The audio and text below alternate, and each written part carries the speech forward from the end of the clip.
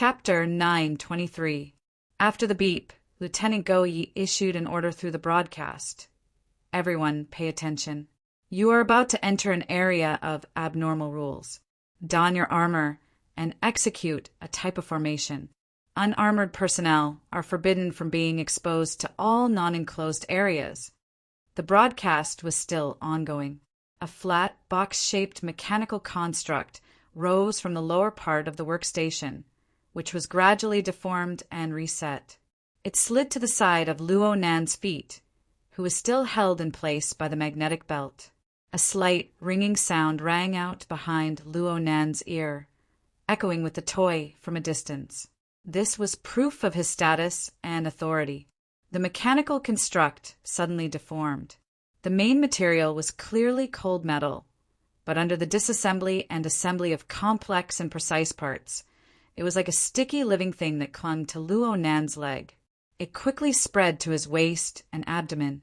The magnetic belt automatically unraveled, giving space to this mechanical construct. In another breath of time, this exoskeleton armor covered Luo Nan's entire body. It connected with his external, vertical collar dynamo core.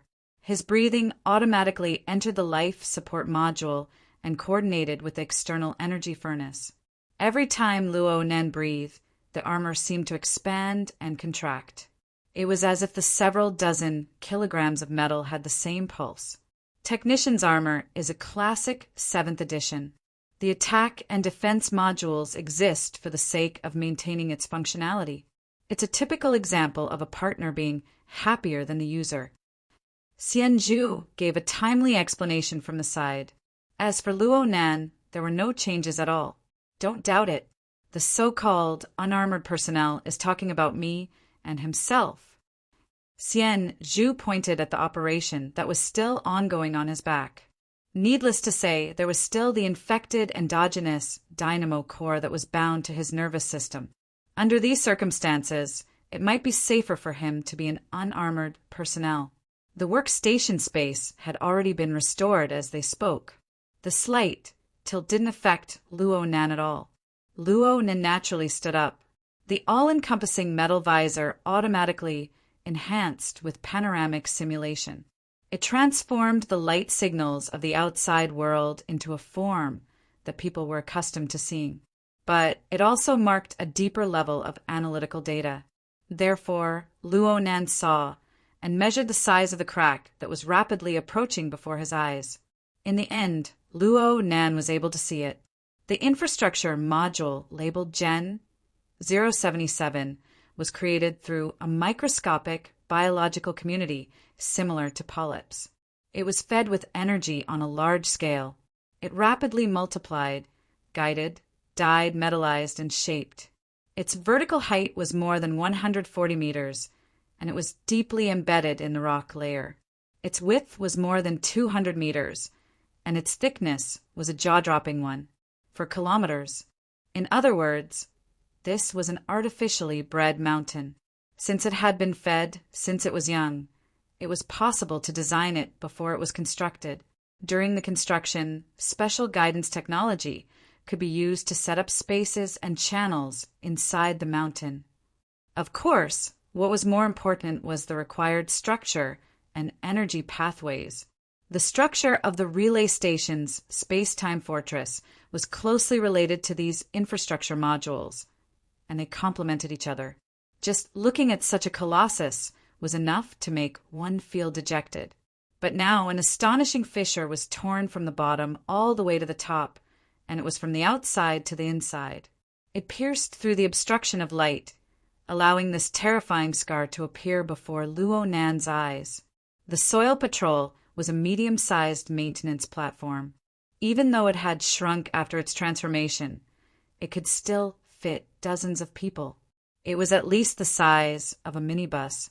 However, if such a platform were to be filled, it would barely be able to fill the crack at the bottom. Luo Nan immediately understood the meaning behind Xian Zhu's words. Such an enormous project was absolutely not something that could be solved by a dozen or so maintenance soldiers. But here came the question, how did the fissure happen?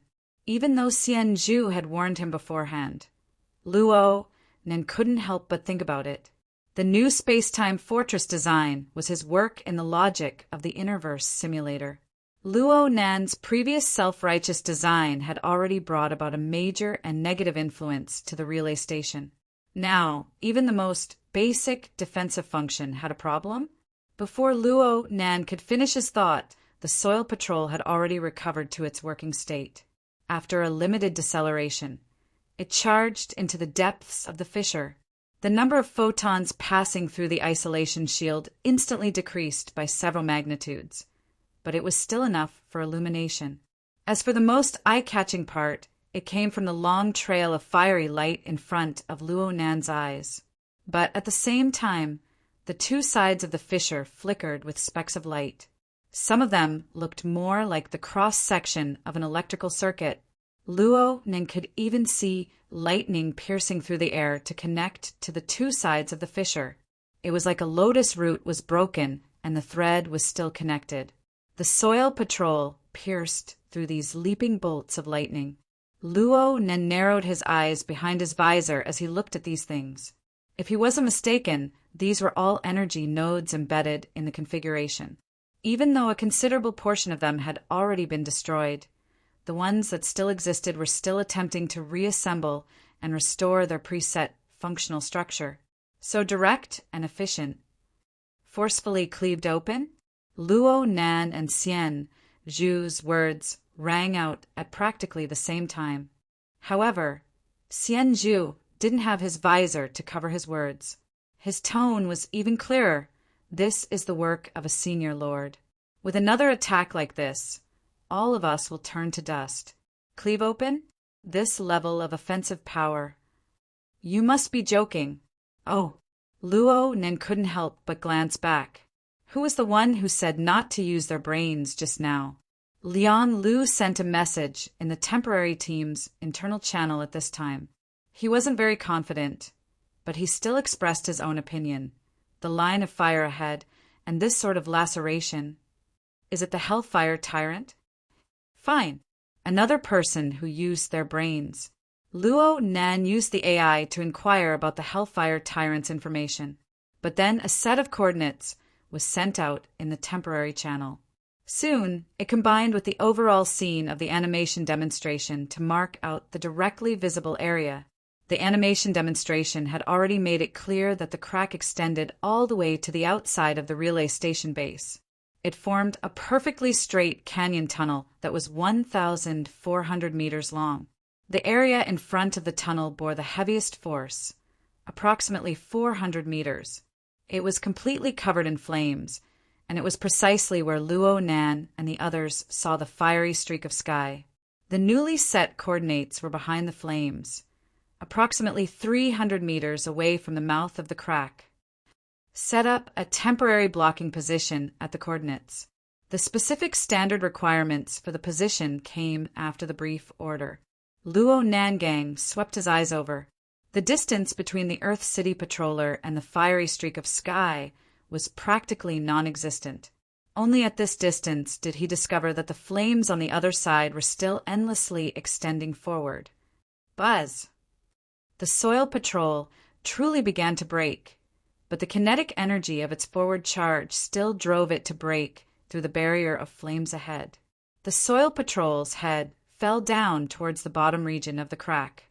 Chapter 924. Prepare for impact. Lieutenant Goyi issued another command. Luo Nan, who was already wearing the exoskeleton armor, had over 10 methods to easily stabilize his body.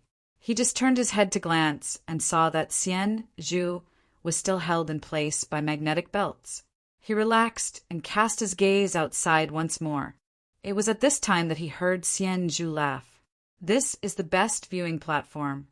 Luo Nan didn't understand. His mind was already attracted by the leaping flames in the outside world. Even with the 2 layers of filtering from the metal visor and the isolation cover, the high-energy jet that gushed and flowed outside was still extremely eye-catching. Of course, this was due to the deep data analysis of the panoramic simulation system, which allocated large amounts of computing power to this phenomenon. Right now, the 11 maintenance soldiers on the Earth Layer Patroller had already constructed a standard array. From Luo Nan's perspective, this was the complete or upgraded version of the formatted space constructed by the burners back on Earth. But at the same time, it was a weakened version on the mental plane. The 11 people in the array were interconnected with each other's energies. Even though they were more conservative in their use on the mental plane, they were able to closely coordinate and form a joint force with the support of the same system. Luo Nan, who had a relatively high level of cultivation in the mental side, was able to sense how strands of his soul strength were divided, converging into the tight structure of the array, and how it was used in an orderly manner. He had a similar experience when he was partnered with Lian Lu before, but that two-person structure was far too simple. It was far inferior to the precision and standard he was seeing now.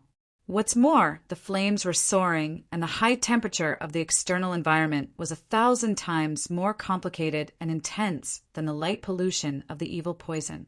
The different operational rules inside and outside interfered and collided on the surface of contact. Even though Luo Nan's mental senses were severely restricted, he was still able to sense more valuable information. So much so that he nearly believed that the command issued by Lieutenant Goyi to prepare for impact was issued on this level. Half a second later, the violent collision corrected the direction of Luo Nan's thoughts. The Earth Layer Patroller, after having a limited deceleration, still fiercely smashed into the burning ground of the area of fire at a speed of at least 150 kilometers per hour. Arthropod number 1, which Luo Nan was on, and arthropod number 6, which was side by side, were located at the very front of the Soil Patroller's 3 sets of arthropod limbs. During the transformation and repositioning process, arthropod number 1 just so happened to be in a forward extending state. It was like the arms of a diver being extended forward. It was the first of all the modular parts of the Soil Patroller to make contact with the fiery ground. Luo Nan would never have imagined such a scene a few seconds ago. He looked at the flames pouncing on his face from outside the barrier and the ground that looked as solid as steel. There was an instant when the speed and amplitude of his heartbeat definitely exceeded the normal range. But Luo Nan was just a hair too late. He was able to capture the highly coordinated configuration combination of the standard array, the Earth Layer Patroller, and the materials of the ground. He subconsciously said, "Oh." It was hard to tell if he was surprised, frightened, or pleasantly surprised. The violent impact reverberated back, and Luo Nan's armored figure pounced forward under the effect of inertia. He was just about to slam into the control desk when the standard array and the Earth Patroller's anti-collision program activated at the same time. Luo Nan's body seemed to have been electrified amidst the buzzing and vibrating sounds. His body felt numb from head to toe, but the impact force was enough to cause fatal damage to his internal organs when he slammed into the barrier. But it was dissolved layer by the electrified vibrations. Aside from a bit of dizziness and a bit of sweat, there were no other effects. The force that was impossible to dispel was derived from the standard array through the highly efficient impact conduction system. It extended into the mechanical structure of the Earth Patroller, and then it was derived from the outer armor.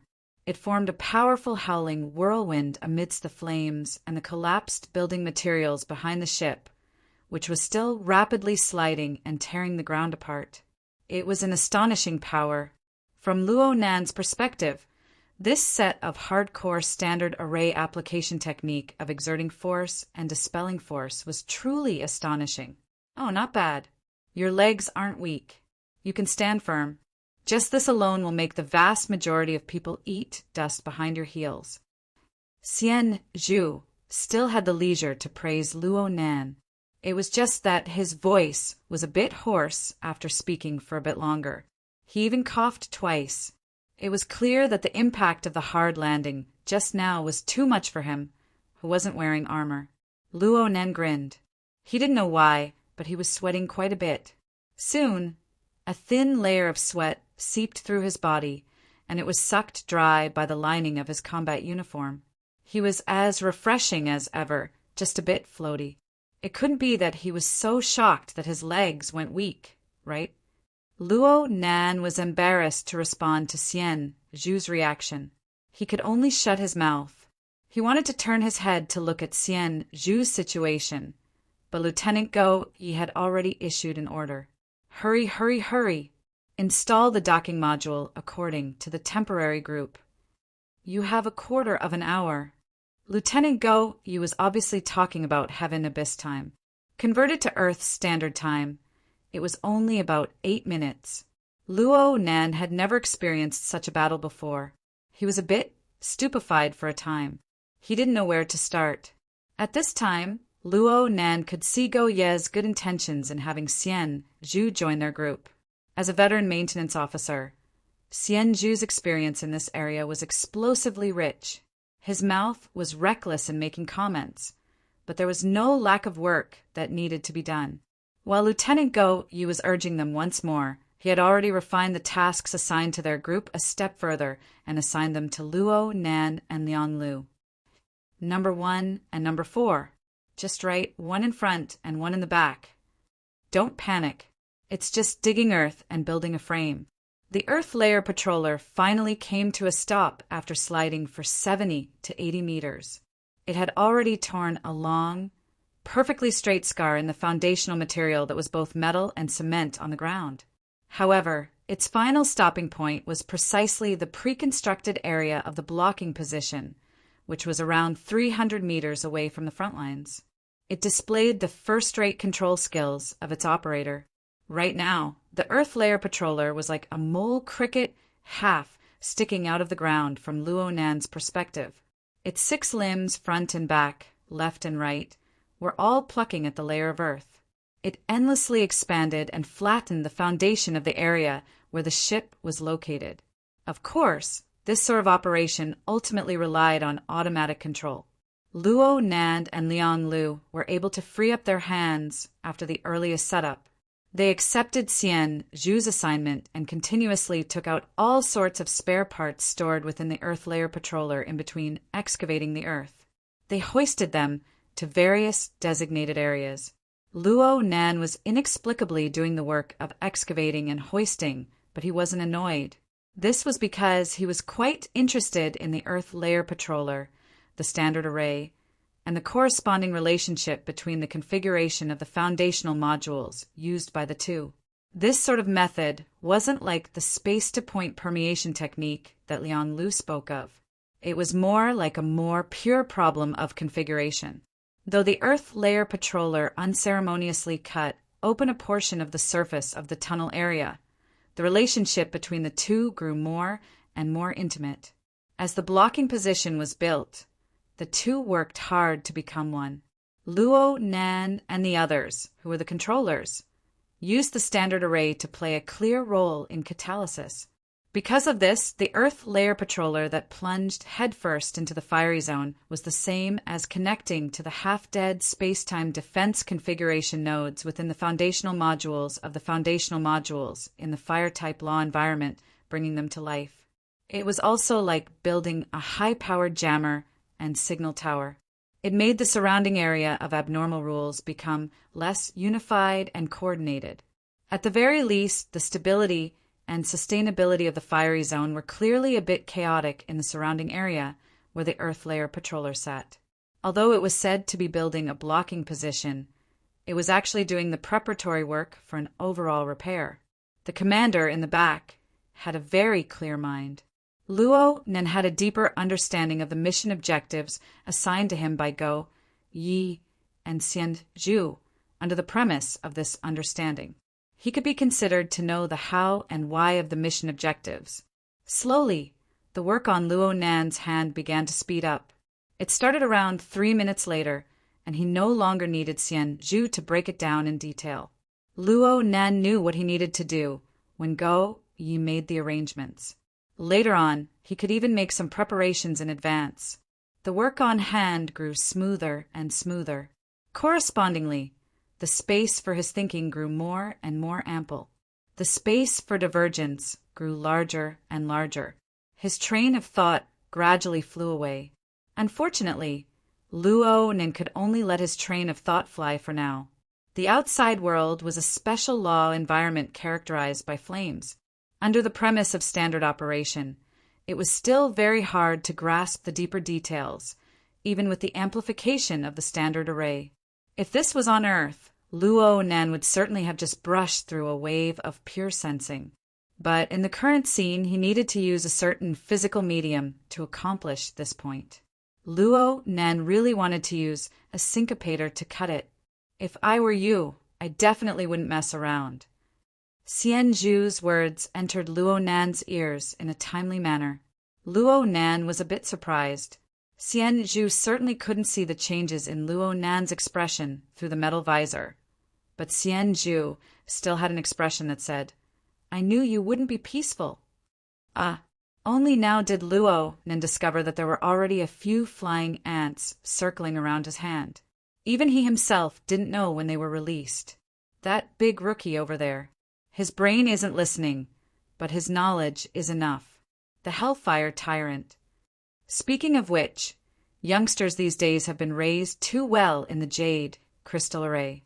Do they have no concept of the might of the sovereign domain? No, I'm just...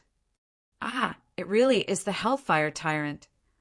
Luo Nen wasn't the only one who quickly got on the right track. Liang Lu, who had a solid foundation in the domains of configuration and creation, had already adapted to the work on hand. He was able to divert his attention to participate in the discussion. Xian Zhu grinned. He grabbed the needle-knife mechanical arm that had just left his shoulder after completing the treatment. He performed a quick disassembly before smashing it towards Luo Nan's face. "If you want to die, then King Chop. I won't have to waste time collecting your corpse. You better remember the following external work." Chapter 925. Common Name, Hellfire Tyrant. Type, Outworld Species. Danger Level, Calamity. Uncontrollable Restlessness. Born in an extremely harsh, special space-time environment. Once it enters the local space-time, it will rapidly decline. It has no concept of friend or foe. It must constantly kill and seize life force-rich in restless emotions in order to maintain its survival. Only after seizing enough life force and completing a temporary transformation will it stop killing and enter the nearest star to use fusion energy to leave. Output: Hellfire Gray Crystal, etc. Case Study. Note: any Hellfire Tyrant that enters the local spacetime at its peak is undoubtedly at the Great Sovereign level. It possesses the most top-notch explosive lethality of its level. The auxiliary AI displayed the basic information regarding the Hellfire Tyrant in the virtual world. The last paragraph was highlighted in bold and highlighted in red as a reminder. Was this giving him, the designer of the new version of the space-time fortress, some face? It was reasonable that the space-time fortress was unable to withstand the most tyrannical eruption of a powerhouse whose concept was unclear for the time being. What the hell?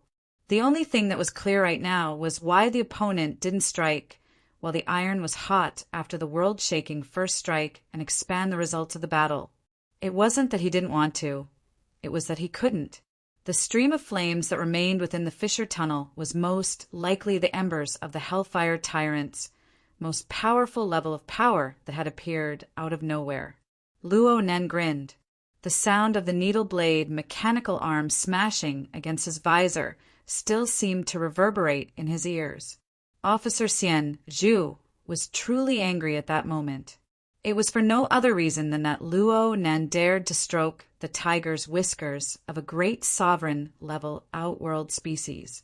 Luo Nen attempted to use the syncopata to touch the deeper source of power in the extremely dangerous environment of abnormal laws. If Luo Nan really did it, he wouldn't be the only one who would suffer the backlash. Everyone who had formed the standard array with him would. Then, in this game scene, Luo Nan would likely be selected as a key casualty example of the Heavenly Yuan Empire's military security training this year under the name Luo XX. His name would be widely spread throughout the entire concealed light galaxy. Luo Nen knew that he had nearly done something stupid, but it was hard for him to defend himself. He could only borrow Go Ye's orders to do external work and leave his workstation with his tail between his legs. He buried his head in his work, no longer searching for those fantastical and wonderful thoughts, the source of the disaster. Of course, he would have to run 30 meters away to find the remnants of the Hellfire Tyrant's flames, even if he wanted to cut it once. Before that, he who had disobeyed orders and left his post would have been killed by the military judge. However, there was something strange. Hey, Luo Nan, don't get distracted. Okay. Luo Nan put on his armor and left the sealed area after the external assignment was issued. He began to deal with more complicated matters, and his partner returned to the beginning. At that moment, Lian Lu was also fully clad in armor. With the augmentation of the exoskeleton armor, his figure grew to 4 meters tall. His visor was cold and awe-inspiring, making him look much more ferocious. However, his voice didn't change. Don't worry, I've already explained it to Sergeant Xianzhu. You are the kind of person who has sacrificed your common sense. Thank you. Sergeant Xianzhu's violent temper is famous in the logistics department. He doesn't have a family and has always stayed in the army. His temperament is a bit eccentric and he speaks frankly, but his heart really isn't bad. Don't take it to heart. How could I?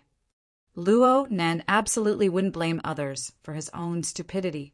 What was troubling him right now wasn't his relationship with Xianzhu. Instead, it was the noise. Luo Nen decided not to investigate the abnormal law environment of the fiery zone any further. He did his best not to think about it, but he didn't know why, but the gush of burning flames always hovered in his mind, faintly discernible.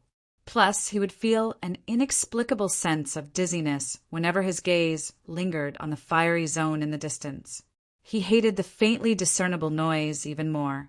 It lingered and reverberated in his ears. Could this be the backlash of the Hellfire Tyrant's control over the law? But I haven't cut it yet. Luo Nen couldn't understand. In comparison, the work at hand was far too clear and tight. According to Luo Nan's familiarity with Earth time, approximately 6 to 7 minutes had passed since Lieutenant Go Yi issued the order to construct the blocking position. The time limit of the order was about to arrive, and an extremely clear outline of the blocking position had already appeared.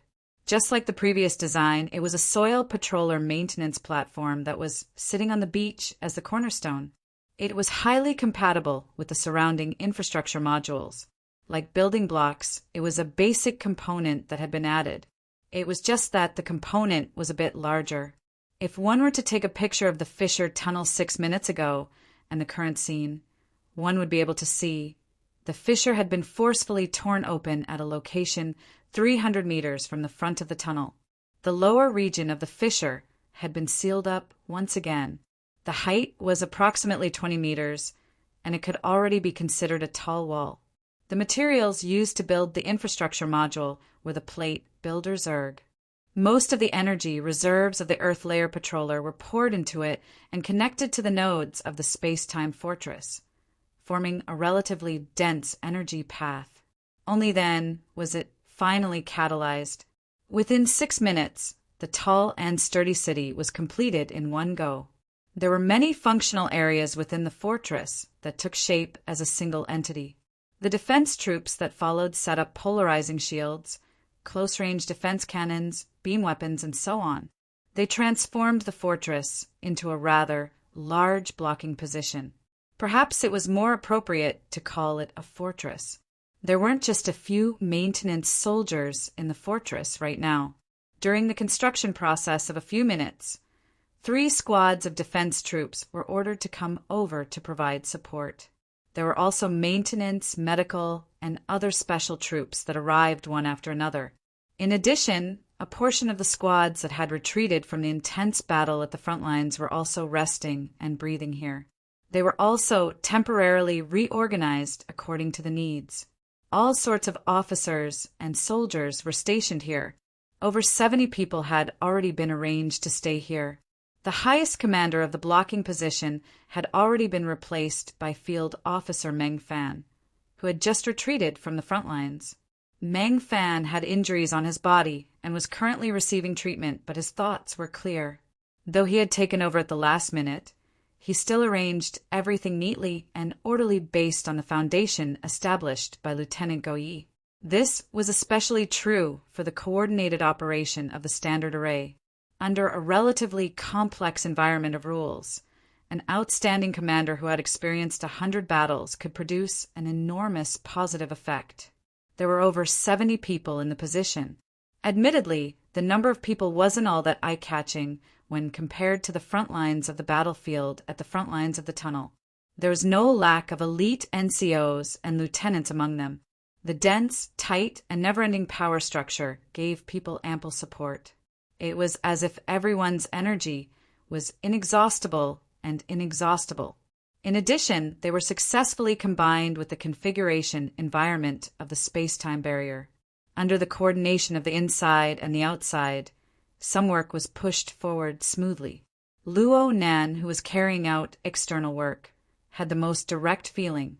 Right now, Luo Nan was responsible for debugging the energy conversion module at the front lines of the position. According to the relevant drill manual, the dozen or so connectors of the module had to be tested uniformly. These connectors were interconnected. If a single error exceeded the standard, the entire test would have to be redone. In the past, this sort of work was handed over to the experienced and steady old maintenance personnel to do. Luo Nan didn't even have the qualifications to do this. But now, under the deployment of Lieutenant Commander Meng Fan, over half of the elite maintenance officers of their full maintenance team had been dispatched to the front lines to carry out battlefield repairs and support the tense battle situation. Most of the work on this side was left to the two rookies, Liang Lu and Luo Nan. Luo Nan had made up his mind to study and research deeply. But when he really got started, he discovered that the complex module debugging work didn't live up to its name. He didn't need to calculate and adjust these multi-headed modules at all. It was as if they had their own magnetic suction force. As long as the approximate position was correct, he just needed to place them in that direction, and they would automatically find their position. They would connect with each other precisely without any mistakes. At this stage, the docking coordination between the array and the environment configuration has already reached the point where it has its own rules. It doesn't exceed the rules. The dead and the living, the tangible and intangible, they can actually be fused to this degree. On the other hand, the Inferno Tyrant was able to forcefully tear a large hole in this highly fused and coordinated virtual fort. Just how powerful was the Inferno Tyrant when it was at its peak? TSK, how did it get to the top again? Luo Nan shook his head and sent the debugging results back. He received the approval of Xianzhu and Goyi. At the same time, a new mission was sent over. Install a Frozen Life transfer and maintenance module on Weiji 06. Frozen Life? Luo Nan didn't understand what Frozen Life meant, so he searched for information. At this moment, Liang Lu, who was next to him, took in a breath of cold air first. Hiss! The transport of the critically ill is done here. The fissured tunnel had been forcefully torn open under extremely unexpected circumstances. It was admittedly a shortcut that led directly to the interior of the relay station base, but it wasn't on the planned route. Naturally, there was a special shortcut for transporting the wounded. Well, this wasn't the first time. Meng Fan and the other frontline troops were stationed here, and more details of the situation were transmitted back. According to the current understanding of the situation, a portion of the front lines had collapsed due to the sudden appearance and attack of the Inferno Tyrant. The minions of the magnetic mica jellyfish took advantage of the situation to press forward. They took advantage of the distortion and damage of the space-time barrier to break into the core region of the front lines. Sir Shi Yuan, who was commanding the front lines, reacted quickly and decisively. He used the configuration design of the front lines and the support of the standard array to forcefully push his cultivation to the level of a senior monarch in a short amount of time. He resisted the wanton slaughter of the Inferno tyrant and waited for the enemy's strength to decline. Of course, this had enormous repercussions. Aside from the effects Sir Shur, Yuan himself had suffered, the front lines were also affected by the aftermath of the confrontation between the strong, forming a state of chaos. Anything could happen in chaos. Chapter 926. Weiji 06 was located at the edge of the original infrastructure module of the blocking position fortress. It was a special passageway for entry and exit, similar to the role of a city gate. However, it was impossible to pass through medium and large-sized vehicles, so the transfer of the freezing device became inevitable. Under the special rules and environment, all orderly and precise work would obtain considerable bonuses. The difficulty of simply installing the module was not high, and the progress was extremely fast. Plus, there were 2 senior maintenance personnel with the most experience in the blocking position. They were remotely commanding and guiding, so Luo Nan and the others could calmly discuss the technology of the freezing device and the corresponding gossip. Is it a device similar to time freezing? How can it be that exaggerated? It's just an instant freezing into a state of imminent danger. Plus, it's impossible to use it without a certain foundation and prerequisites that are extremely expensive. Liang Lu's family background was decent. For him to say something like extremely expensive, the price of the so-called prerequisites could be imagined. Luo Nan went, "Oh." He didn't care about the price and the like. He just used the transfer and maintenance module blueprints to try to deduce the appearance of the freezing device. It felt like a space-time configuration design. It was quite rare these days. Concentrate, adjust the parameters, and test it again. You need to have the right attitude when dealing with these heavily injured people. Officer Xian Zhu's mouth always tasted weird. He was remotely commanding through the temporary group channel, but it was practically useless. Instead, he wasted a relatively ideal surgical window. He could only continue to be a cripple. He was vexed right now, and it seemed like he was looking for trouble. After lecturing Luo Nan and Liang Lu, he turned to complain to the other side. There are hundreds of transport routes, and they chose the worst one. Passing through from this side, they can't at least guarantee the consistency of the rules and environment.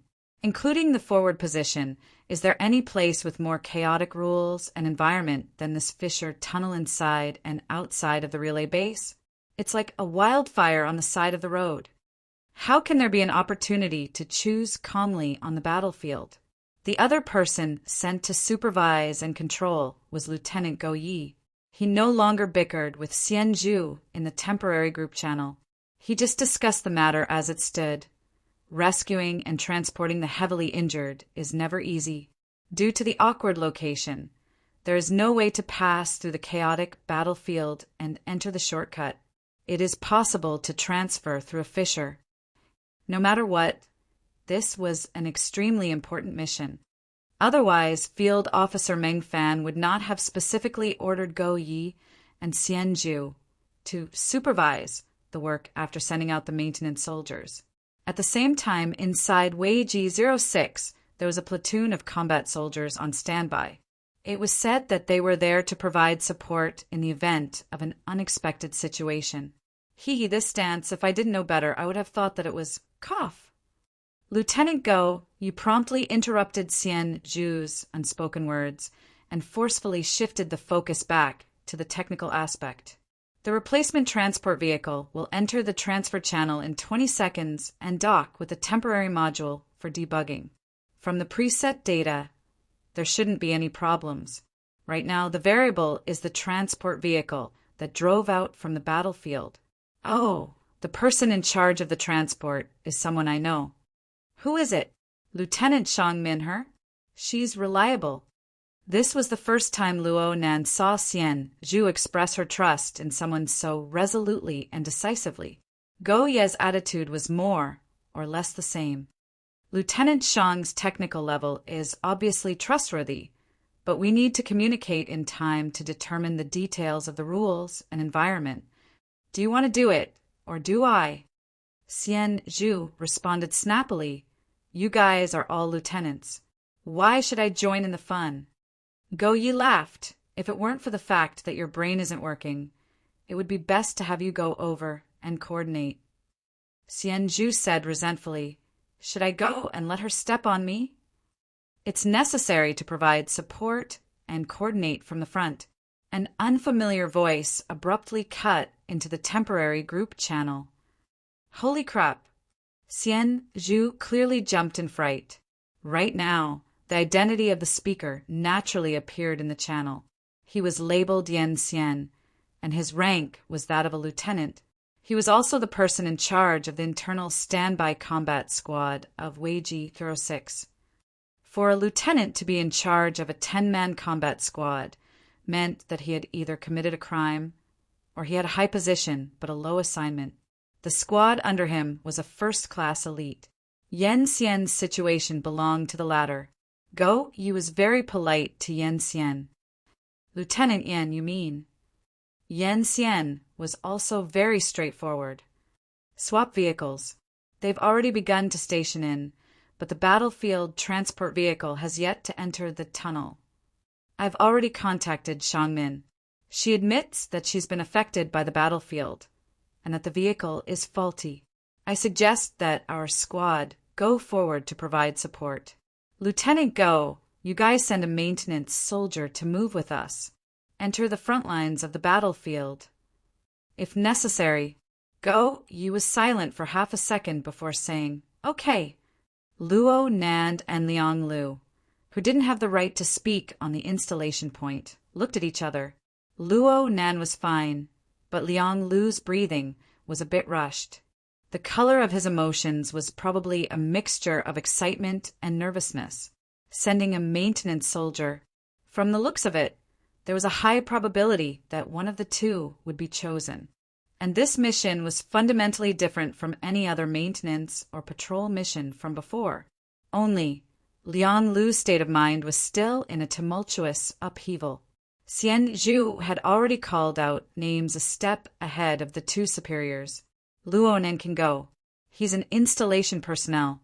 He has a plan in mind, and he's pretty good at playing with the syncopator. Go over early to make some adjustments. This will save time. Liang Lu was stunned. He didn't even know if he was disappointed or relaxed when Go Yi approved of it. Luonen can go. It was still Xian Zhu. He immediately said, Luonen can go, but he needs to swear a deadly oath first. Don't suddenly have a brain spasm and slice at the wildfire on the side of the road. Luonen could roughly understand that this was Xian Zhu's type of exhortation and warning, but he didn't know how to respond for a time. As the superior, Go Yi didn't pay attention to Xian Zhu's words. After a breath's worth of time passed, Go Yi suddenly spoke out of the blue. The news just came. Heiner is gone. Zoom isn't doing too well either. Xian Zhu didn't say anything, but Liang Lu, who was next to Luo Nan, said, Petty Officer Heiner. Luo Nan had a bit of an impression. Heiner and Zoom were both members of the full maintenance unit. They were also veteran maintenance officers. They had been dispatched to the front lines to do wartime maintenance early on. Luo Nan had never met them before. It wasn't to the extent of being sad, but these two familiar yet unfamiliar names suddenly weaved together into an ominous tune. It was more realistic than any warning on the eve of a mission. Only the sound of the voice could be heard in the channel, but no one could be seen. Go Ye's tone was flat, and he brushed this off. He only said to Yan Xian, We're already on our side. Literature Building. Chapter 927. From beginning to end, the two officers didn't seek Luo Nan's opinion. Luo Nan was a soldier who had to obey orders at this time, even if he was a rookie recruit. Luo Nan didn't raise any opinions. He couldn't even confirm whether or not this was another mission arranged by the Inner Universe Simulator's primal chaos mechanism. Aside from Liang Lu beside him, there was no one else to send him off. In reality, Liang Lu's mood was at a low ebb right now. It was probably a psychological battle between being chosen and not chosen, between trust and danger. Luo Nen didn't investigate in detail. A new trial had arrived. He needed to adjust the state of his body and mind. Unfortunately, his state wasn't particularly good. You need to be cautious and you need to be obedient. Liang Lu pulled himself together with great difficulty. He used the most precise words he could to impart his not-so-rich experience. Of course you need to be confident. The lieutenant and the sergeant both chose you. This proves that you're the most suitable. The syncopator must be used according to the drill manual. Luo Nen nodded silently. He flexed and extended his fingers, slowly adjusting his breathing. It was also at this stage that a message popped up in the virtual vision of his left eye. He was pulled into a group channel called Mobile Squad 9. That Lieutenant Yan Xian was also in it, and he immediately gave him instructions. In 3 seconds, we'll meet up with you at Weiji, L6 launch exit number 2. From now until we depart, you have 6 seconds to adjust the group array to the standard sub-3 type. This will realize the docking of the squad. If you can't do it, speak up as soon as possible and switch people. Even for Luo Nan, Heaven Abyss's second unit had to be multiplied by 5 in order to conform to his perception of time. But when he heard the restriction of 3, 6, and the like, it made him feel pressure from the bottom of his heart.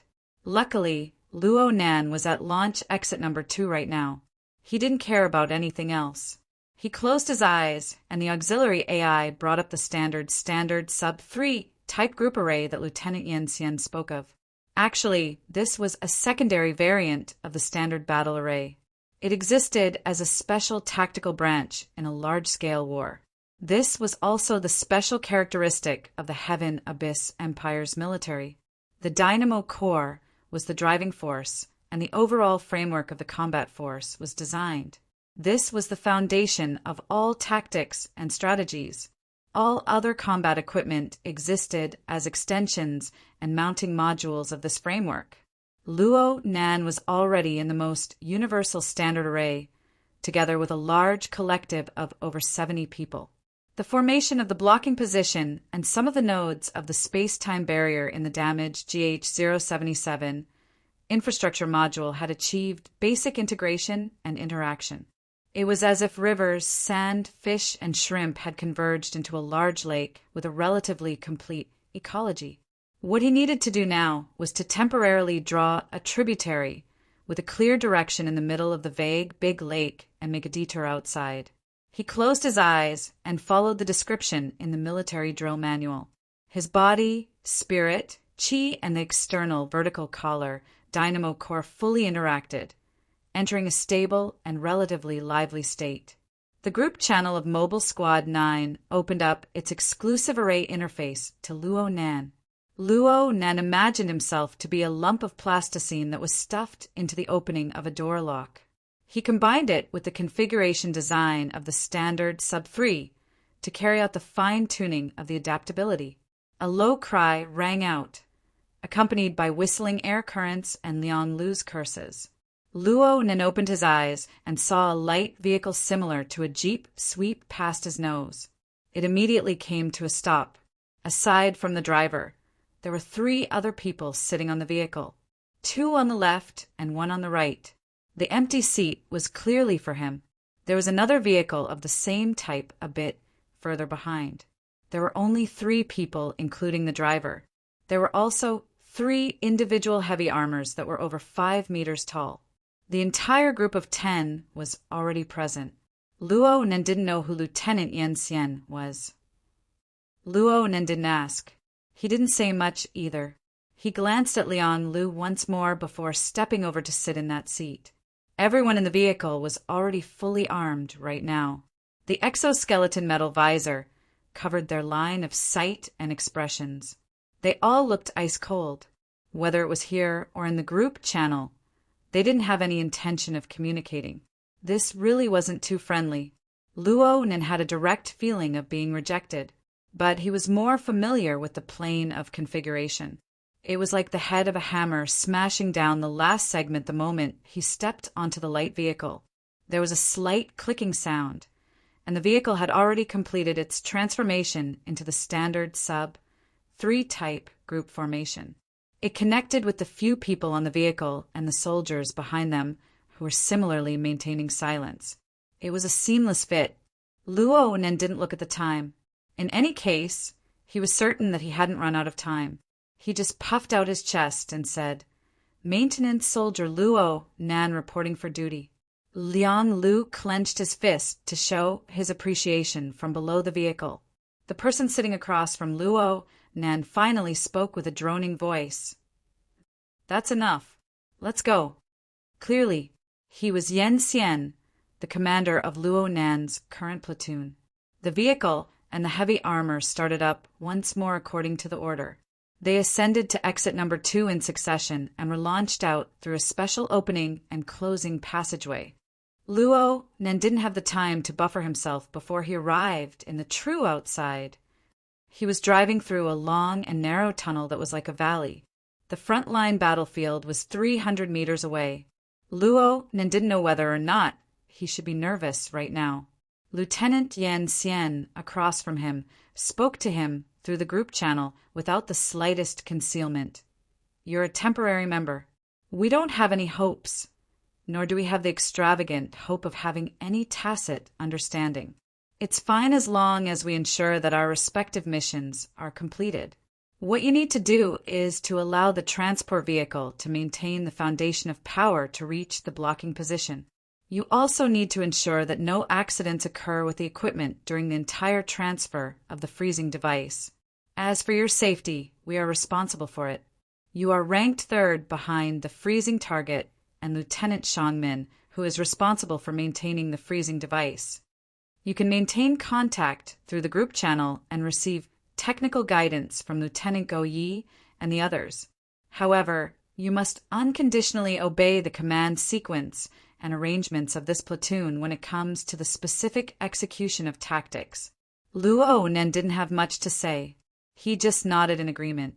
Truthfully speaking, it didn't matter who it was ever since he entered the game setting. Whenever someone spoke to him for the first time, they would always talk about his identity as a recruit, even if they didn't have any evil intentions. Yen Xian's style of discussing matters as they were and doing things according to the official procedures really did give him a good impression. He swept his eyes over the group channel and saw the clear indication of the command sequence number. The general meaning of this was Yen Xian had an assistant when he died. If the assistant died, there would be a third, fourth, fifth, and so on. Of course, there was an even stricter long-range command system above this. The current superior commander of this platoon was Lieutenant Colonel Meng Fan of the blocking position. But there would likely be new changes once they entered the frontline battlefield. Luo Nan's thoughts spun as the transport vehicle had already charged nearly 100 meters forward. Its speed was far too fast, so much so that the warning sound was a notch behind. Entering the abnormal rule area, Luo Nan discovered that the light that entered his eyes became exceptionally dazzling even through the metal visor. The light flickered indefinitely, causing him to feel a bit impatient. The Literature Building. Chapter 928. The Remnants of the Domain Laws of the Hellfire Tyrant. Luo Nan was not shocked. Instead, he was happy. Luo Nan wasn't particularly familiar with things like rules and domains, but he wasn't unfamiliar with them either. He was at the level of, "I know I've experienced it, I have a general understanding of it, but I'm unable to give a lecture." If fighting with extraordinaries and wandering through the misty labyrinth could be considered as experiences on Earth. Regardless, Luo Nan was very interested in these things. He knew that grasping the domain laws and skillfully using them was the threshold he needed to cross in order to raise the level of his configuration ability to the next level. What's more, the stimulation these things gave him was so obvious in the game scene. Moreover, it wasn't just stimulation for Luo Nan himself. When Luo Nan and the members of Mobile Squad 9 quickly passed through this fiery zone, the flow of energy within the unified configuration frame formed by the labyrinth division formation, was clearly affected by the dazzling light and the corresponding high temperature. Under the automatic adjustment of the dynamo core unit, the squad members, the equipped exoskeletons, the vehicles, and the heavy assault armor all made corresponding micro-adjustments. The machinery bore more pressure, consumed more energy, and weakened the powerful heat radiation of the outside world. At the same time, the relevant personnel needed to ensure the work efficiency of the internalized or mounted dynamo core. They had to cooperate in the framed state of their body and soul. This was only on the material plane. What Luo Nan saw on the configuration plane was much more complicated, but it was also much more straightforward. Luo Nan suppressed the urge to chop it. He used a method that was not out of line to observe seriously. But the problem was that the order was just that. On the level of details, no matter how seriously he looked or how much effort he put in, he could not see it particularly clearly. Luo Nan had guessed that it might be due to the limitations of his mental sensing mode when he was far away. But right now, he was riding a light vehicle that simply ran over the fiery zone. The standard battle formation was in direct conflict with the remnant laws of the Hellfire Tyrant. What he could see was still limited. This was by no means the interference of the dazzling light. What truly troubled him was the feeling of fuzziness after the dazzling light. It was like a mosaic patch caused by the low resolution. In short, the picture was blurred. What was going on? Was it the natural influence of the domain laws of the Hellfire Tyrant? Or was it the limitation of his observation ability? Or was it a problem with the inner universe simulator? Luo Nan had faintly captured a link that he had overlooked before, but he didn't have the time to do further analysis before the 300-meter canyon formed on the 077 infrastructure module flashed past. Just when Luo Nan believed that his squad would directly charge out of the fissure tunnel, the light vehicle suddenly came to a stop. At the same time, Lieutenant Yan Xian issued a tactical order in the squad channel. All the personnel on the light vehicle got off the vehicle. They surrounded the two heavy assault armors and carried out a new deployment. At this moment, the information in the group channel increased rapidly, but it was not chaotic. Luo Nan was currently the highest level of protected personnel. He didn't have any additional missions. The others all received specific instructions in the group channel and dispersed to carry them out one after another. Luo Nan. Luo Nan. Luo Nan looked around and looked. Nan's Luo. Luo Nan was free for a time. He turned his head to look in all directions, sizing up the surrounding environment. He was a bit surprised. This was because the scene didn't suddenly become clear and bright after he arrived at the end of the fissure tunnel. Instead, the interior of the tunnel maintained a certain continuity. The end of the flaming canyon could not be seen in front of him. However, the material was no longer the special material piled up from the corpses of the plate-building insect. Instead, it was the natural rock stratum of Vanguard Planet No. 4. Right now, the ground Luo Nan was standing on was still part of the Bio 077 infrastructure module. The temperature was quite high, but it was still within a controllable range. However, the influence of the defense configuration of the base's space-time barrier began to weaken by a large margin. The dazzling flames of the Hellfire Tyrant wreaked more and more havoc. Not only was his line of sight severely obstructed, the ground and the rock stratum on both sides seemed to be warping and melting under the high temperature. There were even some magma-like, viscous streams of fire flowing through the cracks in the precipitous walls. At first glance, it looked a bit like the Blood Soul Temple. Correspondingly, explosions, blasts, airwaves, fragments, and other battlefield elements had already begun to reveal a greater sense of existence. From time to time, there would be flying devices and flying alien life forms sweeping across the sky above the canyon. Of course, there were large amounts of burning earth and rock that continued to collapse from the flaming canyon. It made one suspect that if they continued forward, they would be buried alive without the need for the enemy to make a move. However, Luo Nan was still able to see the soldiers of Mobile Squad 9 advance into the endlessly collapsing depths of the flaming canyon without the slightest hesitation after receiving orders, even though they were only in exoskeleton light armor. They carried out tactical vigilance and exploration. The soldiers who charged forward did indeed have the support of the standard array. A thin layer of light film appeared on their bodies under the roasting of the dazzling flames, giving them protection. But soon, the figures of these people were engulfed by the flames. Even though the various data representing their states were still normal in the group channel, the visual effect was enough to make one tremble with fear. According to Luo Nan's rough judgment, the lethality of these dazzling flames was roughly equivalent to that of the mushed-mouth ape. Their forms were quite similar as well. They attacked the material and mental planes at the same time.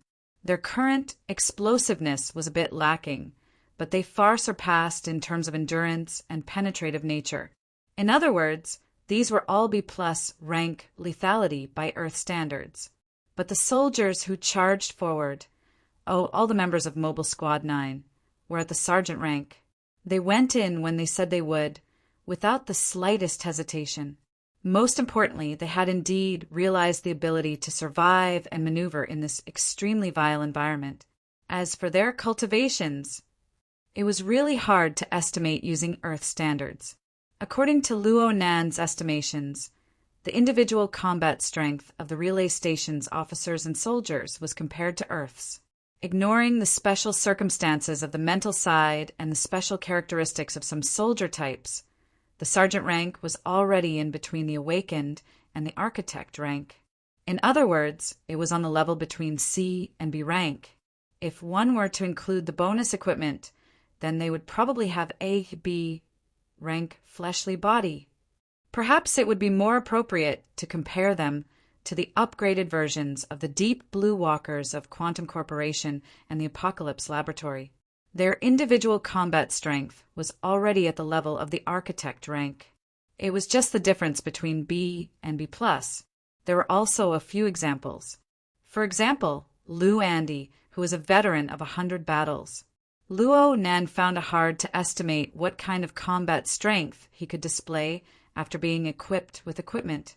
As for the illustrious nobles, it was said that there would be a bit of a difference in rank and strength, but it wasn't too much of a problem to view them as extraordinary.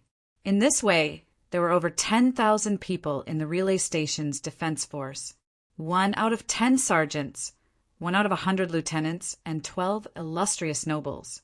Aside from the fact that the number of extraordinaries was a bit lacking, this single unit was enough to completely crush Earth's side in other aspects. But Luo Nan still had to say that this wasn't the way to look at strength. Purely comparing individual combat strength was completely meaningless. What about weapons and equipment that were countless generations apart?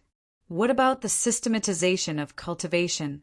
What about the most direct, standard arrays that could be formed by 2 people, 3 to 5 people, 10 to 100 people, and even 1,000 to 10,000 people? Luo Nan had crossed paths with Deep Blue Walkers many times on the plane of reality. He had always been researching burners, the archetype format, the Deep Blue platform, the Apocalypse Laboratory, and other targets. He was fully aware that a single Deep Blue Walker wasn't scary, but a group of 8 or 10 Deep Blue Walkers working together to open up a formatted space absolutely couldn't be underestimated. But compared to the Heavenly Yuan Empire's standard array, the coordinated attack system was much more powerful than the Heavenly Yuan Empire's standard array. Apart from the fact that it was much more powerful on the mental level, there were also differences in every aspect and every detail. The most important point was that even though the number of burners on Earth had rapidly expanded during this period of time, there were at most 1 or 2,000 of them. There were even fewer who could reach the evaluation of B rank.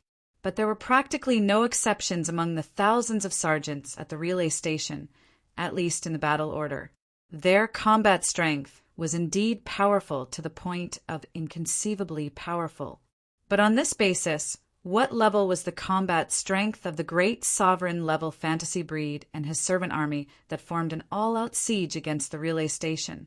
Needless to say, on an even broader plane, in the endless era of movement that spanned hundreds and thousands of years, super-powerful beings like Lord Janha, great sovereign Chang Yishuan, and the gods of the heavens simply exceeded the scope of his rational imagination and construction.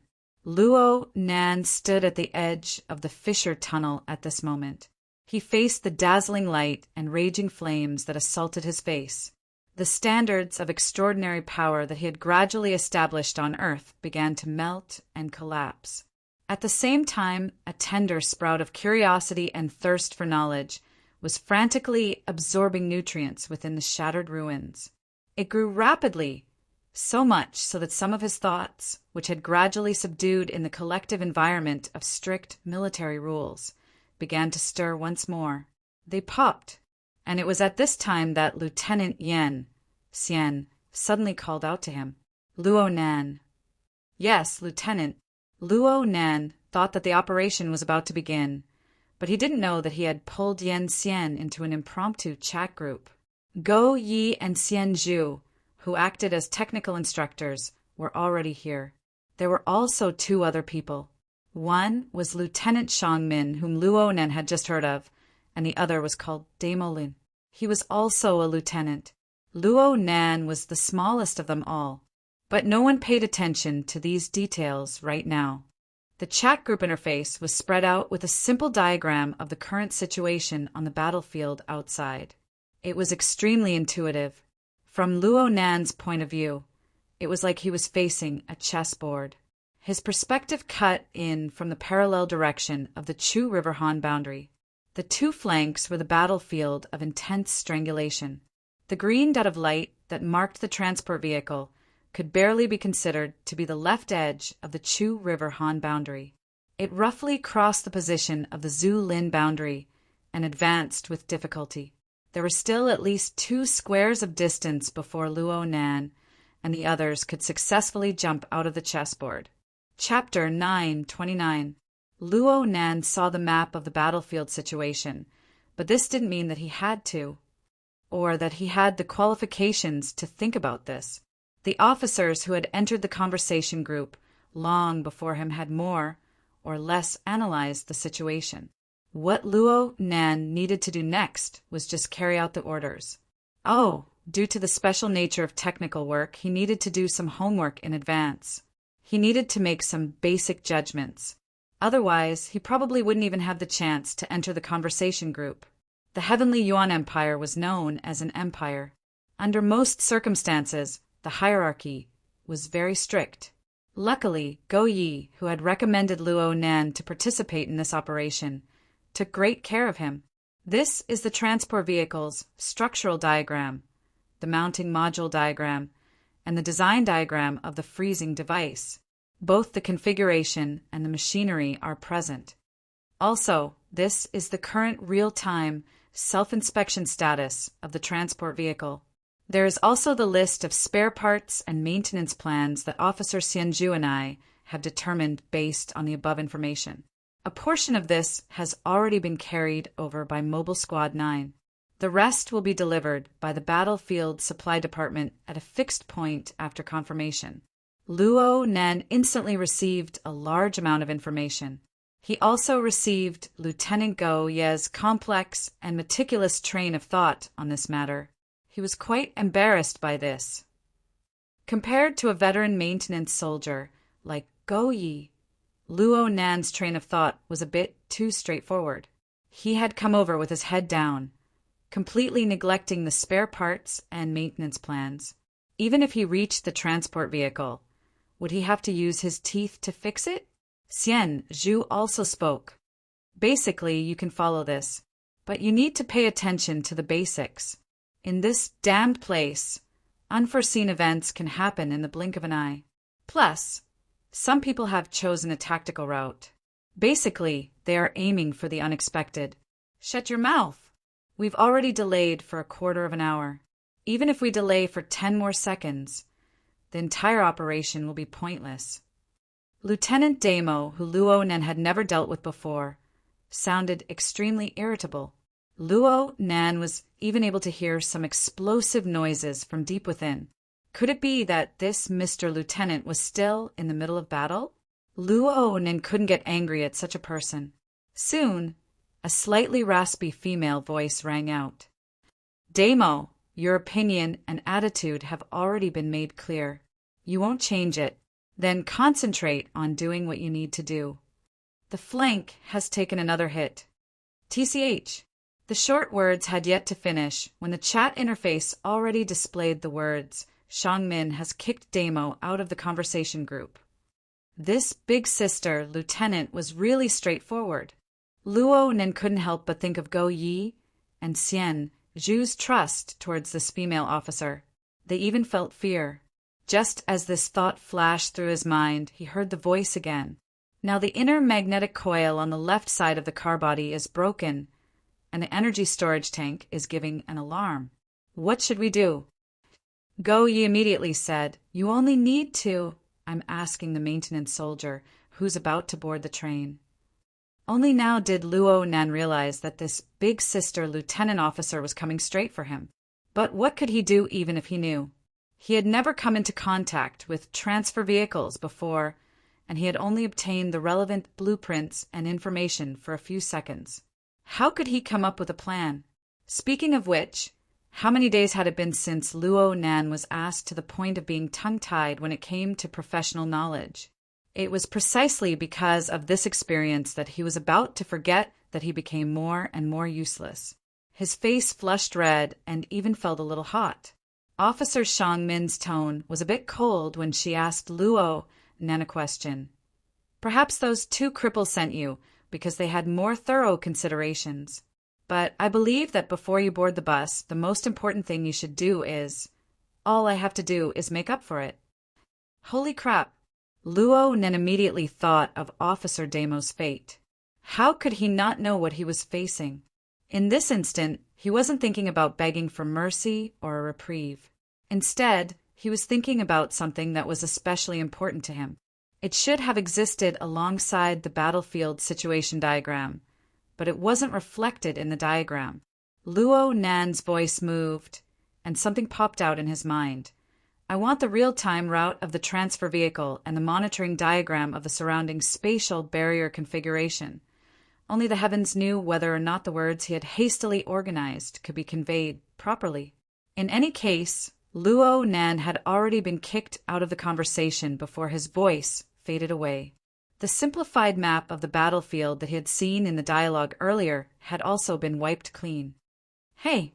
Luo Nan let out a low cry, but it was useless. Officer Yan Xian turned his head at this time. The eyes beneath the metal helmet seemed to be observing him. Luo Nan pondered whether or not he should let this officer help pass on a message. But at this time, the Chu River Han boundary appeared in the virtual interface of Luo Nan's left eye in the form of a chessboard. The complex and changing graphical lines and numeric symbols appeared at the same time as well. Luo Nan would have been stupefied in the past, but after listening to Lieutenant Commander Xingzhan's lecture earlier, he already had some ability to adapt to this kind of expression. He knew that this was the real-time monitoring data of the defense state of the base's internal and external areas by Aunt Kuei, the highest-level AI of the relay station. Those who knew the ropes would naturally be able to obtain the necessary information. Luo Nen could barely be considered as someone who knew the ropes. Aside from this, there were even more intuitive markings on the chessboard. 2 dotted lines extended out from the green dots that represented the transport vehicle. One was to advance along the edge of the Chu River Han boundary, and at the very end of the chessboard he would enter the canyon area in the center. The other was to directly enter the canyon from where the grid was, and then go straight to the blocking position from the center. Seeing these 2 lines, Luo Nen immediately understood what the officers were discussing and debating about in the impromptu chat group. Of course, he also knew what the final result would be. Sure enough, the conservative route that extended along the edge of the canyon had already been erased in the time it took to breathe. All that was left was the route that forced its way through the depths of the canyon. Luo Nen naturally discarded the data of the useless region. He focused on observing the situation of the space-time barrier in the canyon region in front of him. The chaotic and changing graphical lines gave him a sense of intuition. The rapidly switching numbers were even more callous. Luo Nen wasn't sensitive enough to the latter, but he already knew that this path was absolutely not easy to walk just by looking at the former. He didn't know or care about the other dangers. What gave him the biggest headache was how to deal with the intense conflict between the space-time barrier and the laws of the Hellfire Tyrant's domain. The structural strength of the transport vehicle was a challenge. The maintenance of the transport vehicle's transportation environment was another. Luo Nen quickly flipped through the blueprints, doing his utmost to absorb the key points of knowledge within. His cerebral cortex faintly swelled and cracked. Right when he was racking his brains, Lieutenant Yen spoke in a deep voice. "What's your opinion?" "Me." Luo Nan was startled, but he knew that he didn't have the time to hesitate. He immediately gritted his teeth and answered, "I need to do an on-the-spot survey and adapt." This definitely wasn't a good answer, but Lieutenant Yen Xian didn't have any other reaction. He just said, "Then let's go." The light vehicles in front are unable to pass. You activate the follow mode and pin down Jegang. I'll be behind you. Jegang was a member of Mech Class 9. Luo Nan was one of the pilots of the heavy assault armor. He glanced to the left, looking at the steel behemoth that was 3 times his height and 50 times his weight. Luo Nan had already activated the relevant interface on the Dynamo core program. Naturally, Luo Nan had no reason to refuse. "You don't need to think too much for now. Concentrate on studying the data. You need to display your usefulness in the transport vehicle." Lieutenant Yen Xian didn't say what would happen if Luo Nen didn't display his usefulness. Luo Nen didn't want to know. The auxiliary AI vibrated once more. It was Lieutenant Goyi who sent more data. It was an extremely considerate solution to the problem of magnetic coils and energy storage tanks. Xian Zhu's message followed closely behind. "Don't worry. There are quite a few field maintenance soldiers over there. We aren't crazy enough to let you shoulder the burden alone." Luo Nan's eyelids twitched. Even though Xian Zhu said these things to reduce the pressure on him, Luo Nan acted as if he hadn't seen these words. Lieutenant Yen Xian didn't tarry any longer. After receiving the latest information from the scouting outpost, he issued an order in the squad channel. The entire squad advanced forward. A total of 11 people, including Luo Nan, completely submerged into the ceaselessly burning and collapsing rock canyon before them in less than half a second. Luo Nan left the basic construction module and stepped onto the natural rock layer of the planet. The ever-bright virtual interface on Luo Nan's left retina clearly dimmed by a layer. Part of it was due to the effect of the intense light, but the majority of it was due to the interference of the shattered domain laws of the Hellfire Tyrant behind the dazzling flames. This complicated and shattered law was so close to Luo Nan. If it weren't for the isolation of the exoskeleton armor and the Type S3 array, Luo Nan might have already melted inside. But even at this distance, the details of the flames were still blurred like a mosaic. How strange. Who cares? Luo Nan narrowed his eyes. He used his eyelids to isolate the piercing flames, maintaining the purity of his thoughts.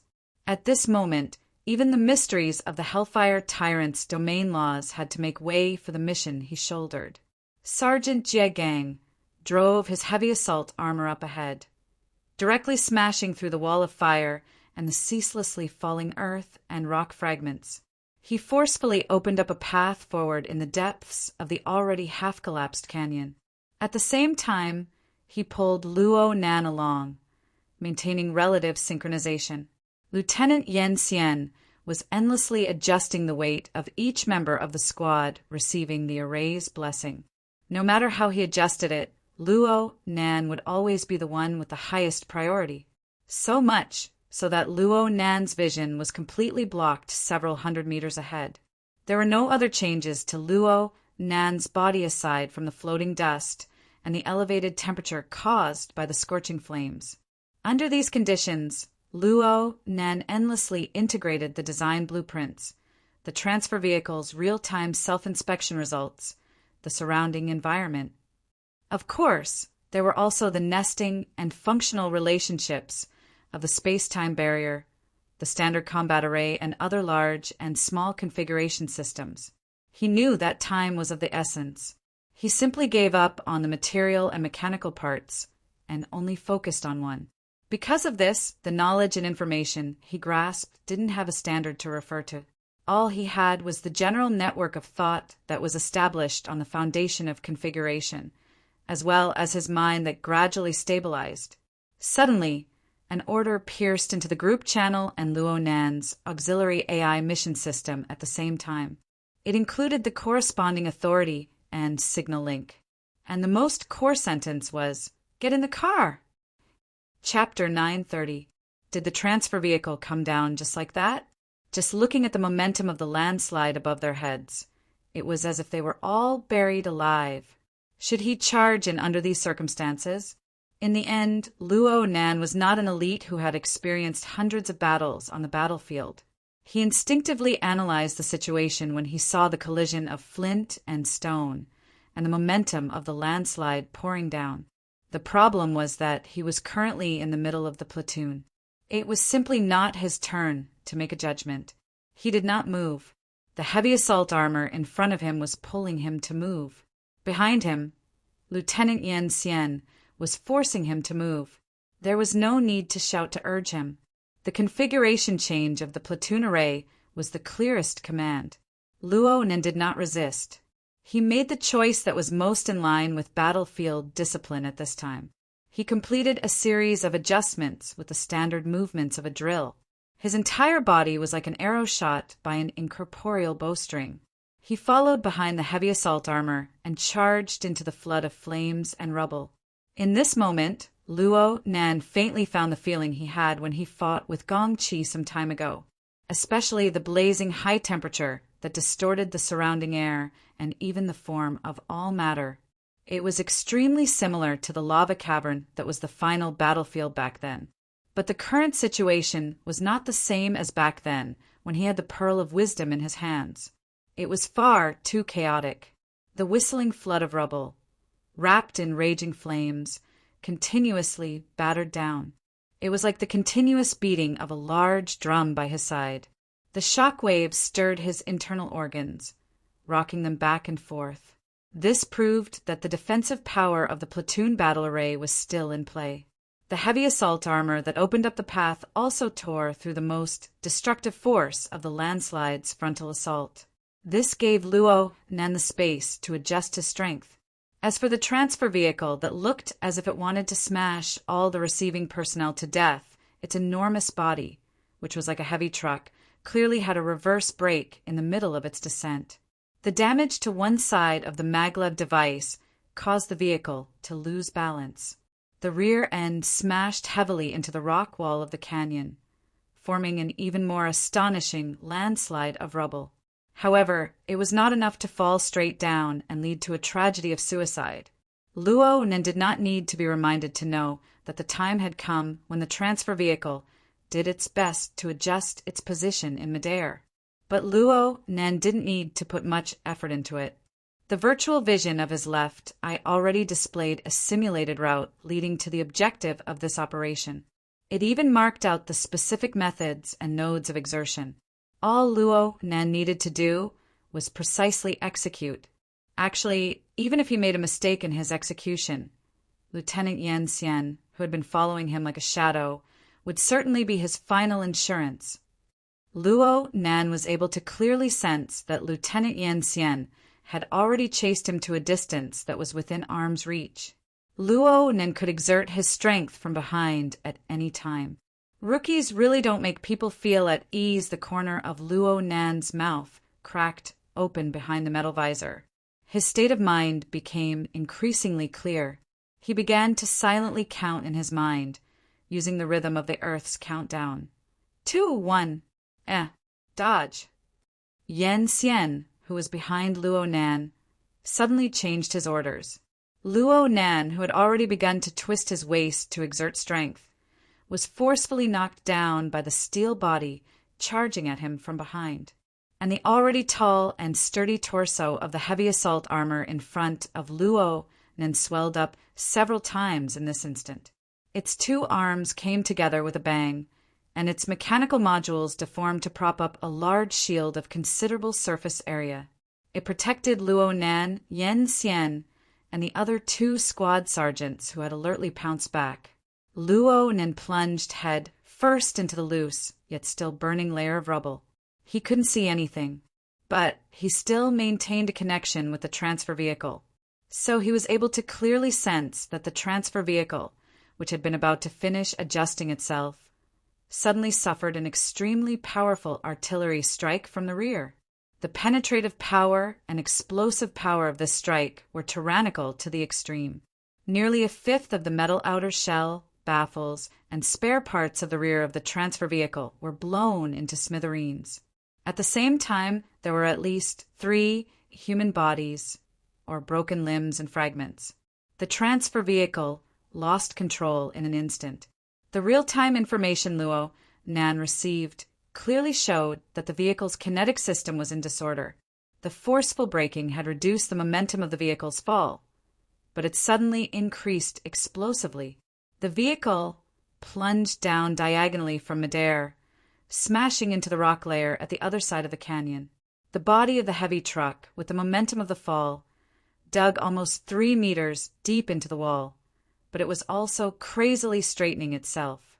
Pushed by the uncontrollable power, it was like a blunt knife that cut an extremely deep crack in the burning wall. Then it pushed against half of the rock stratum and moved forward with a loud bang. Its direction was still toward the blocking position, but this way it perfectly missed Luo Nan and the others, who were coming over to provide support. Luo Nan subconsciously wanted to get up when he saw this situation, but Yen Xian, who was pressing down on his shoulder, didn't say a word. He gave Luo Nan a clear downward force, stopping Luo Nan's movements. In the next instant, Luo Nan saw through the monitoring equipment of the transfer vehicle that smoke rose from all over the canyon. Some abnormal colors were cast down from above. The color was a relatively dark, yellowish-green ball of mucus. It caught fire the moment it came into contact with fire. Smoke rose everywhere, and it rapidly accumulated to a certain density before exploding with a rumble. The dazzling flames that were burning on the rock layer exploded into a rain of fire that filled the sky. This rain of fire would burn and corrode a hole in the blink of an eye as soon as it landed on something solid. Moreover, there was a second explosion. It was extremely sinister. Luo Nan's side was able to evade in time. He had the heavy assault armor blocking the outermost layer. The defensive power of the array was effectively concentrated, allowing him to avoid this disaster. It was just that the surface of the armor controlled by Jie Gang had suffered quite a bit of damage. But on the other side, the transport vehicle had already suffered heavy damage. Its defensive power was clearly lacking. After this rain of fire, it became riddled with thousands of holes. The sinister flames that had been catalyzed were impossible to extinguish as long as they burned. The flames followed along the outer armor of the vehicle body, continuing to spread and permeate. In the short span of a breath, the transport vehicle had truly become a train. It was like a raging, burning ball of fire. It launched a desperate charge toward the fissure tunnel several hundred meters away. "Let's go!" This time, Yen Xian forcefully pulled Luo Nan up. Then he exploded into action, reversing his direction. He charged like a hurricane on this side of the canyon in an attempt to catch up to the transport vehicle, which was wrapped in flames. Luo Nan used his own perspective to quickly survey the surroundings. He saw a series of muffled collisions. It was similar to the cannon fire that had fiercely struck the transport vehicle before. The collisions smashed into the two sides of the rock walls. Every collision caused smoke and dust to fill the sky. Shock waves crisscrossed back and forth, pounding people's lungs and causing their skulls to shake. Shadows streaked across the air above the canyon. There were at least a dozen or so low-flying flying vehicles, and even more pterodactyl-like, vicious creatures. They whistled and pierced through the air in a form of collision. Quite a few of them turned into fireballs in the first instant. Armored soldiers jumped out of the vehicles and fell to the edge of the canyon. Some even fell to the bottom of the canyon. As for the pterodactyls, they were the main culprits that had spat out the acid bombs. They suffered quite a bit of damage right now. Fortunately, they weren't able to drop a second wave of catalyzing poison that could have taken their lives. There was also an enormous beetle that was the size of a heavy tank at the edge of the canyon. It was unknown when it had surged up, but it fell down like dumplings. Its enormous size was simply a devastating disaster for the already fragile canyon. It gave people the feeling that hundreds of thousands of square meters of earth and rock had collapsed in the blink of an eye. Luo Nan had seen the acid pterodactyls, the assault beetles, and the monsters that carried out the long-range bombardment during his offline testing.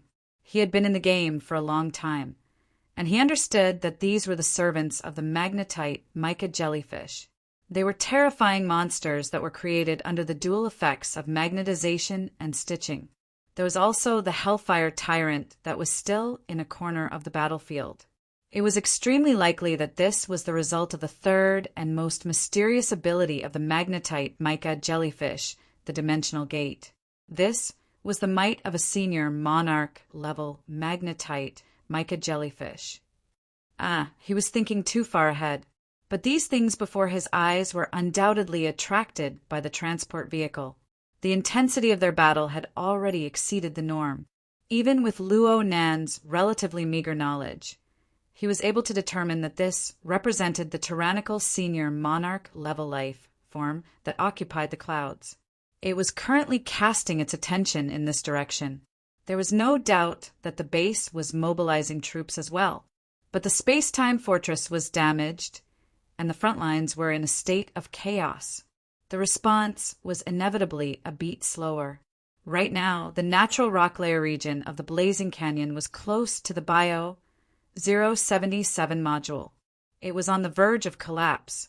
Not only were the flames of the canyon not extinguished under the surging flood of earth and rock, but they exploded once more. Though they didn't turn into a rain of fire, the impact force was still extremely tyrannical. Luo Nan, who had already turned back at high speed, felt high-temperature flames pounce on his back. His exoskeleton armor was about to melt. At this time, metal clanged. The heavy assault armor that Jie Gang piloted was like a sturdy wall. It forcefully inserted itself between the gushing flames and the retreating Luo Nan and the others, isolating them from the high temperature and the shock wave. On the other side, the other heavy assault armor did the same. It protected the other light armor infantry of the squad, blocking at least a portion of the attack. In an instant, then, this temporarily formed defensive array was wrapped up by the dazzling flames and shockwave of the explosion. It was on the verge of collapse, and after the impact of the raging flames, an even more deadly and vicious enemy was about to attack. Luo Nan couldn't pay attention to the surging heat wave behind him. He just stared fixedly at the transport vehicle in front of him that was already beyond recognition. The maintenance plan that Go Yi and Xian Zhu had prepared in advance had long since become a pile of meaningless symbols under these circumstances. Most of the information that Luo Nan had forcefully stuffed into his brain was about to be turned to ash along with the flames wrapping around the vehicle. Yan Xian was still leading Luo Nan in pursuit, but he didn't have any effective orders. It was easy to imagine that the impromptu conversation group he was in certainly didn't have any clear plans. In fact, under these circumstances, it was unknown whether or not the freezing device, which had harsh requirements for maintaining the environment, would still be working normally. No, it was still working. Luo Nan's breathing grew more and more hurried as he madly sprinted to his limits. At this moment, his brain was constantly refreshing the real-time monitoring data of the transport vehicle, even though it was becoming more and more incomplete, more and more blurry and chaotic. Speaking of which, this wasn't much from Luo Nan's perspective. He wasn't an expert when it came to the mechanical structure of the vehicle. His true domain of superiority lay in the level of configuration that was above the material substance. In Luo Nan's eyes, the core configuration of the current transport vehicle was extraordinarily complete. Perhaps this description needed to be extended to an even broader domain. Chapter 931. Luo Nan's consciousness grew all the more lively under this pressing situation. He tried to polish the judgment in his heart a bit more clearly to inform Yen Xian, Go Yi, and the other superiors. But before he could form words, the transfer vehicle in front of him, the transfer vehicle that Luo Nan had determined to have a complete core configuration, loudly disintegrated from the intense collision and friction that continued for several hundred meters. The transfer vehicle even formed a muffled explosion the instant it disintegrated. The bursting wave of air blew the fragmented body of the vehicle out from the rock wall it had cut into. The outer shell of the vehicle split into pieces, and the parts and fragments filled the sky. There were even human figures bursting out from within the vehicle. Luo Nan's eyelids twitched violently behind the metal visor. He also felt some fluctuations in the mind of Lieutenant Yen Xian beside him. The frequency at which Lieutenant Yen Xian's head swayed left and right clearly increased. It was clear that Lieutenant Yen Xian was intimidated by the situation before his eyes and was somewhat distracted. Of course, Luo Nan was affected as well. The situation he saw with his own eyes and his deeper perceptual judgment formed a solid collision. But soon his brain won over his eyes. His mouth was a step ahead as he gasped for breath and hissed. "There's no problem with the freezing device." Lieutenant Yen Xian tilted his head to the side. Then he gave an unexpected answer. "Yes, there's no problem." Huh. Luo Nan's psychological analysis of Lieutenant Yen Xian was clearly wrong, but his most crucial judgment hit the bull's eye. After the aftermath of the explosion dissipated, the situation became increasingly clear. It was true that the transfer vehicle had exploded, but its core, the cabin that carried the freezing device, was still basically intact. At most, it was a bit blackened by the smoke and fire. Instead, it seized the opportunity to break free from the insidious flames catalyzed by the pterosaur's acid bomb. It also broke free from the negative effects of the vehicles completely out of control. It relied on its own miniature power pump to continue advancing towards the blocking position in a maglev state. Though its speed was 2 levels slower, it was much steadier than before. As for the human figures bursting out from the explosion, they had clearly taken the initiative to break free. 7 or 8 of them were either calm or in a sorry state, but they all landed safely on the ground. They just so happened to rendezvous with Mobile Squad 9, which had been pushed over by the surging heat wave. The battle formations of both sides instantly adjusted to their positions, harmonizing as one. And then everyone continued running with large strides. There was nothing he could do about it. Even though the previous round of destructive collapses and explosions formed surging waves of heat that began to rapidly weaken with the passage of time and distance, ominous noises continued to enter Luo Nan's ears, one after another. It was a kind of screeching sound of friction. It was the omen of a tyrannical assault beetle breaking through the smoke and flames to quickly approach.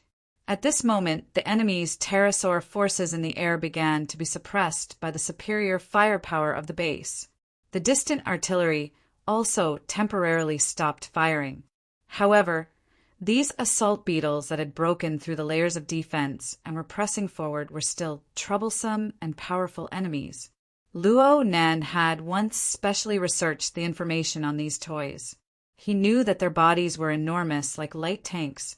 Every one of them was about the size of a heavy assault armor, and they possessed boundless strength. Their limbs were sharp, their speed was extremely fast, and their close combat might was astonishing. Perhaps its outer shell was a little weak, but once it was heavily injured, its entire body would burn on its own. Its explosive power and lethality would increase dramatically. allowing it to launch a deadly assault on its target. It could be said that once these guys got close, the members of Mobile Squad 9, who were equipped with light armor, and the escort personnel who jumped down from the transport vehicle, would at most end up exchanging a life for a life. Everyone knew how powerful these things were, so the best way to deal with them was to seize the opportunity when the enemy's air power was being suppressed at this stage. This was to create the most reasonable combat distance and tempo for long-range combat. However, a more realistic problem was quickly placed before them. In front, the frozen living cabin, which had shaken off the transport vehicle's outer shell, had already degraded its own power. Its speed had already dropped to around 50 kilometers per hour, and it was advancing less than 15 meters per second. And it was still nearly a kilometer away from the assault position. The group channel, which had been silent for a long time, finally refreshed with new orders. In this instant, the officers of Mobile Squad 9 practically flipped their bodies at the same time, forming a retreating, defending, and attacking formation. The escort personnel of the transport vehicle were just a bit late, but they also made corresponding changes. Aside from Luo Nan and Yen Xian, everyone else clearly slowed down in the span of a breath or two. As for those assault beetles, their entire bodies had already been set aflame just as they emerged from the dazzling flames. They entered a berserk state, and their speed continued to soar. The distance between the two sides had been erased by more than half with one drop, and the ones at the very back had already begun to exchange fire with the enemy. Even though Luo Nan was a rookie on the battlefield, he knew that this absolutely wasn't the best tactical choice. Casualties appeared in practically the first instant. Luo Nan could only watch helplessly as a certain code name dimmed down in the group channel. Before he could react, another code name appeared. Strictly speaking, Luo Nan didn't know the people of Mobile Squad 9. They were separated by a visor when they met. Even if Luo Nan changed places and changed attire, Luo Nan wouldn't be able to recognize him. It was just that the innate emotional mechanism of humans displayed its effect at this moment. This change was like a whip that directly lashed at the top of Luo Nan's head, causing his entire cerebral cortex to twitch. "I'll go speed up." Luo Nan blurted out. Protection is the #1 priority. Lieutenant Yen Xian's voice was so calm that it didn't seem like a real person's. Luo Nan didn't argue with him. It was also at this moment that the plan in his mind suddenly became clear. He began to output into the temporary channel connected to Go Yi and Xianju. He adjusted and selected the tools and spare parts he needed.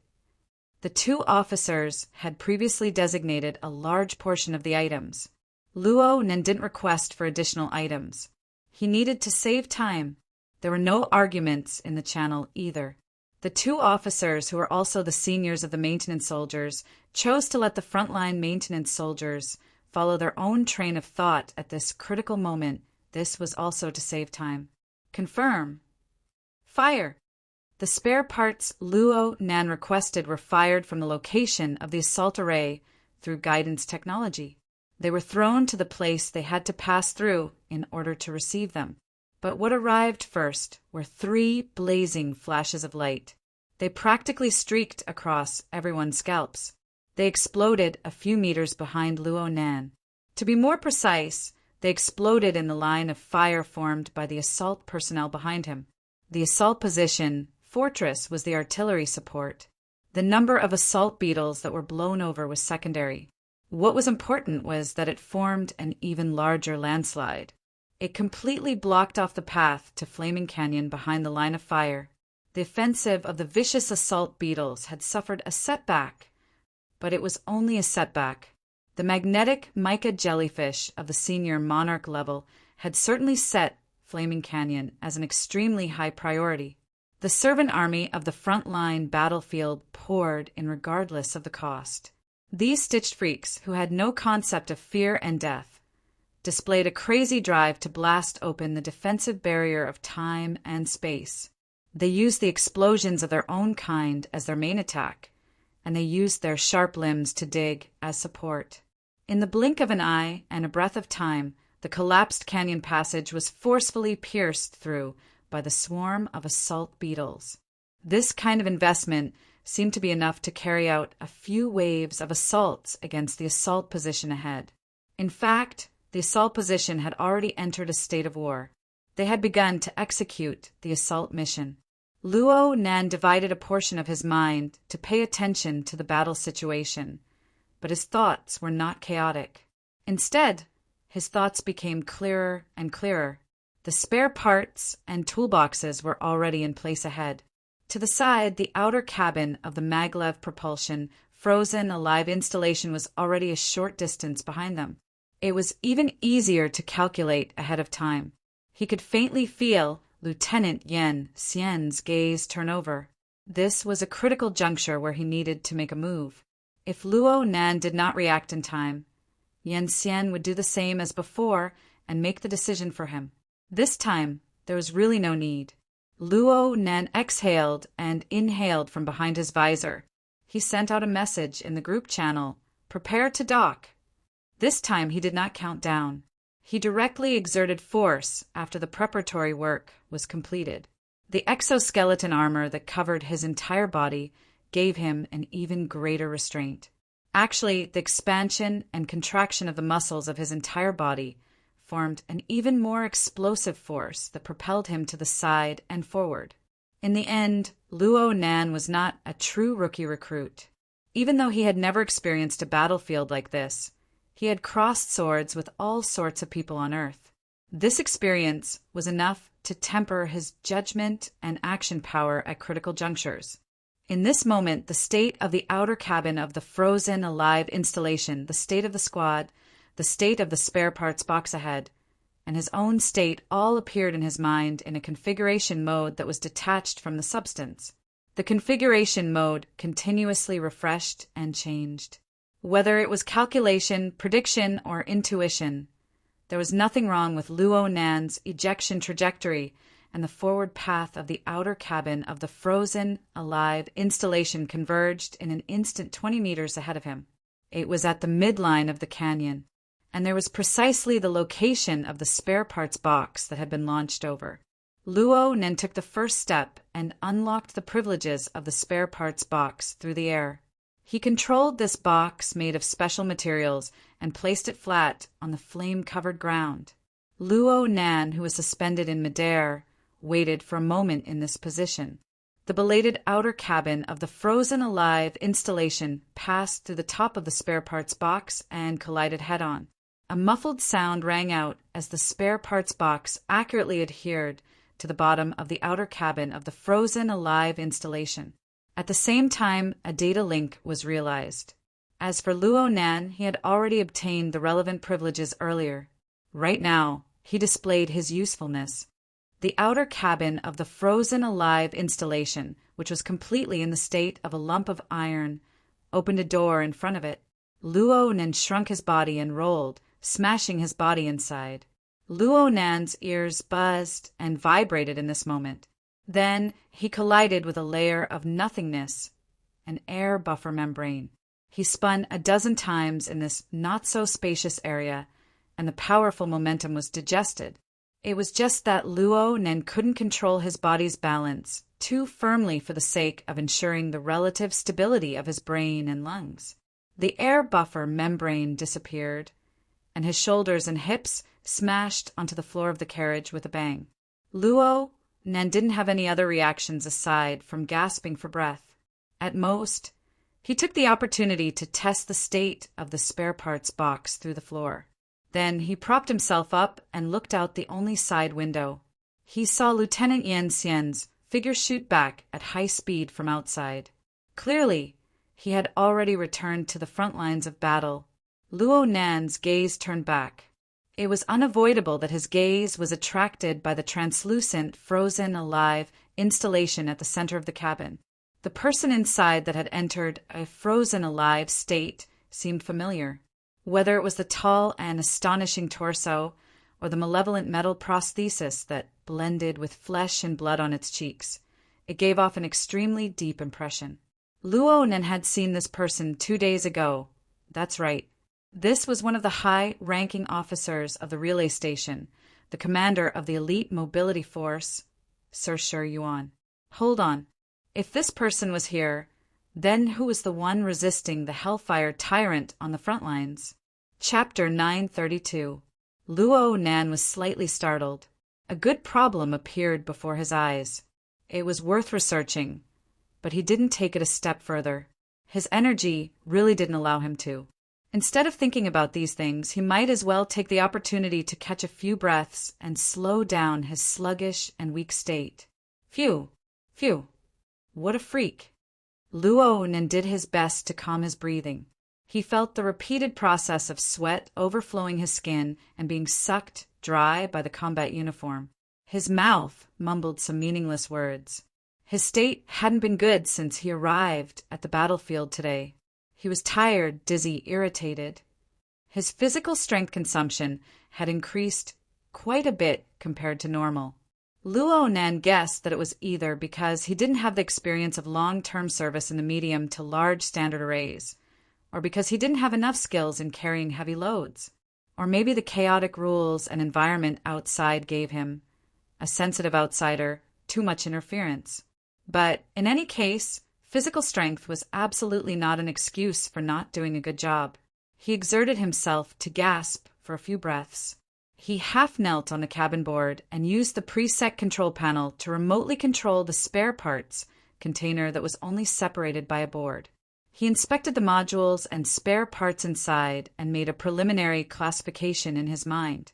In a certain sense, the spare parts container was equivalent to a miniature munitions factory for a qualified maintenance soldier. Luo Nan, who had just started his career as a maintenance soldier, could still be considered a qualified maintenance soldier. There was still room for discussion, but his mind really did store a sizable design blueprint and a configuration framework with even more guiding significance. After a few hurried breaths, the inspection was completed and his train of thought became clear once more. Luo Nan began to knock on the cabin board. He had seen the structural diagram of the transport vehicle before. He knew that this cabin was originally in the middle of the vehicle. There was room for protection and buffer space in all four directions. Of course, there were also corresponding entrances and exits. He had to bring his tools up. Move forward another half an arm. You have 0. For seconds, a hoarse female voice came from the shadowy area formed on the other side of the freeze-alive device without warning. Luo Nan didn't find it strange at all. No matter how the vehicle disintegrated or how many guards jumped or were injured, Lieutenant Shangmin, the only member of the medical sequence, would certainly be on the side of the freeze-alive device. Lieutenant Shangmin was the one who unloaded Luo Nan's momentum when he crashed inside. It was just that Luo Nan and Shangmin didn't have the leisure to do so. They didn't have the time to greet or chat. But now, when it came to maintaining the state of the freezing device, they had to communicate. Luo Nan also felt the need to explain a bit. I need 1 second. I need to take out the parts and complete the necessary assembly in the spare parts box. Then we need to fix and maintain the frozen alive device state and adjust the adaptability with the adapter port. Also, I need to take care of your injuries. Cough, cough, cough. Luo Nan spoke too fast, and he had to switch time units in the middle. His breathing was uneven, so he couldn't help but cough in the end. My injuries. In the shadows, Lieutenant Shangmin seemed to sneer, but still agreed. 1 second, get ready. Luo Nan didn't speak anymore. He calmed his breathing and shifted a short distance forward. His hand had just extended over when the two sides of the cabin split open, exposing the upper region of the spare parts trunk. The locking mechanism of the spare parts box opened amidst fine noises in the next instant. Luo Nan had a plan in mind.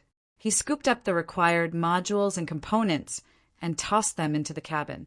At the same time, dozens of flying ants beside him took off with a buzz. They marked out auxiliary lines in the air that only Luo Nan could understand, describing the configuration framework. They served as a medium to transmit a portion of his soul strength over. Luo Nan didn't know whether or not this was crossing the line. He couldn't care too much about it. The extremely short time limit forced him to use every method possible. Only after the syncopator had begun working did he extend his hand into the spare parts trunk and join in the assembly work. Luo Nan's assembly speed was so fast that the external vertical collar dynamo core was unable to keep up with the tempo at certain nodes. The dynamo core was faintly heating up at the back of his neck. Oh, or maybe it was because he wasn't used to violating the rules. Close the cabin. Thanks to Lieutenant Go Ye's standardization and foresight in loading the relevant modules, Luo Nan didn't need to use a full second. He was even notified ahead of time, and the cabin door immediately closed. Get ready to accelerate, Luo Nan shouted loudly. Then he immediately lay on the floor of the cabin. He extended his arm to grab the usable tools and spare parts that he had casually tossed out. He had just completed this series of actions when the outer cabin of the freeze-to-life installation was like a sports car that had stepped on the accelerator all the way down. It shot out with a speed several times faster than before amidst the explosive rumble. It practically crossed the majority of the remaining natural rock formation canyon in an instant. It was infinitely close to the location of the Base 077 infrastructure module. At this point, its speed suddenly dropped and it returned to its original level. It even dropped a bit. But no matter what, it was getting closer and closer to the blocking position. From beginning to end, the spare parts box and more than half of the modules and accessories inside did not enter the cabin. They had already completed their mission. It was nothing more than a single-use propeller. His train of thought is so crude and straightforward that it's scary. Lieutenant Shang Min's hoarse voice could still be considered steady, but speaking these dispensable evaluations proved that there were fluctuations in her state of mind. The instantaneous acceleration just now pushed Luo Nan directly to the rear of the cabin. He slammed into the cabin wall with banging sounds. He chuckled twice. No matter what was said, this simple single-use propeller allowed Mobile Squad 9 and the escort personnel to move the depth of the battlefield by a large margin into the Base 077 infrastructure module. They were already under the protection of the blocking position. They wouldn't need to engage in a life-and-death struggle with the assault beetles. This could pull back many people in an instant. Of course, Luo Nan also knew that the core of his mission this time was to ensure that the important person within the freeze-to-life installation was still Sir Shi Yuan. He had to transport him back to the blocking position in a stable state and then transfer him to the interior of the base. From the looks of things, it was still relatively stable. The explosive power of the single-use propeller was still within the range that the outer cabin of the freeze-to-life installation could bear. Though Luo Nan's plan was crude and straightforward, it had a relatively reliable basis. Luo Nan was not prepared to explain in detail to Lieutenant Shang Min. After all, the vanguard of the assault beetles was still 100 meters away. The enemy's aerial and long-range attacks could regroup at any time. Now was far from the time to chat. After laughing twice, Luo Nan struggled to get up. He organized the tools and spare parts he had just protected and began to reassemble. Luo Nan's position at the rear of the cabin was getting closer and closer to Lieutenant Shang Min. Without the obstruction of the freeze-to-life installation, they could look each other in the eye when they raised their heads. Of course, they could only see each other's exoskeleton armors. Lieutenant Shang Min sat in a semi-concave corner at the edge of the cabin wall. She bent one leg and extended the other. Her posture looked rather lazy, but she was actually controlling the injuries on her waist and abdomen. It was a rather heavy injury. Luo Nan only shot a glance in that direction before lowering his head to do the work in his hands. He needed to check the state of the freeze-to-life installation and perform a signal link. He needed Lieutenant Shang Min's authority, and the other side cooperated without any hindrance. Luo Nan's current work was different from his previous capricious, disposable propeller project. He realized that the freeze-to-life installation was a necessary prerequisite for the docking of the interface between the freeze-to-life installation and the sniper position. Xiang Min could certainly understand what he was doing. More importantly, if the transport vehicle had come over in one piece, then this wouldn't have happened. The outer cabin of the freeze-to-life installation had traveled nearly half the distance through the crack at the front of the GHI 077. Luo Nan's adjustment work was more or less completed. Most of the most important work was already completed. Luo Nan could finally shift his attention to Lieutenant Xiang Min's side. He observed her injuries and evaluated whether or not she was competent in the transfer work that was about to be carried out soon. Xiang Min's gaze had already rested on Luo Nan's body for a long time. She spoke with a hoarse voice. Go Yi and Xianju didn't have much use. How did you discover my injuries? I figured it out from the configuration. Luo Nan didn't have the energy to pretend anymore. He spoke the truth. Right now, whether it was the freeze-to-life installation before his eyes or Xiang Min who was bound to the installation or Mobile Squad 9, Go Yi, Xianju, and Lianglu, who were linked to his Array 1 after another.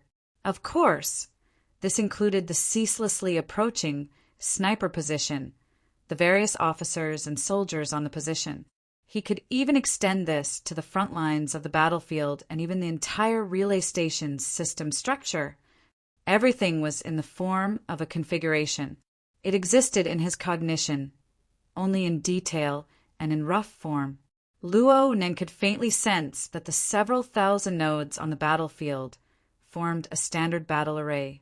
Even though nodes were constantly dimming and disappearing, the grand system formed from them still forcefully established a common order that belonged to the Heavenly Yuan Empire's army within the violent and chaotic battle situation at the front lines. The overall situation was like this, and the details were also like this. He was temporarily in Mobile Squad 9, and he was currently in the outer cabin of the freeze-to-life installation. Whether it was a person or an object, they were all a part of this common order. Even though the circumstances they faced were more or less different, they were able to draw support from this common order to forcefully dispel a portion of the pressure. They could erase certain chaotic variables and obtain a powerful reinforcement that far exceeded their individual strength. Correspondingly, they also had to obey the basic principles of this grand system. They had to construct a tight, collective domain to form a stable battle fortress. Understanding this rule allowed one to rapidly judge and grasp many changes within the system. Of course, Luo Nan was far from being able to see through the ultimate rule.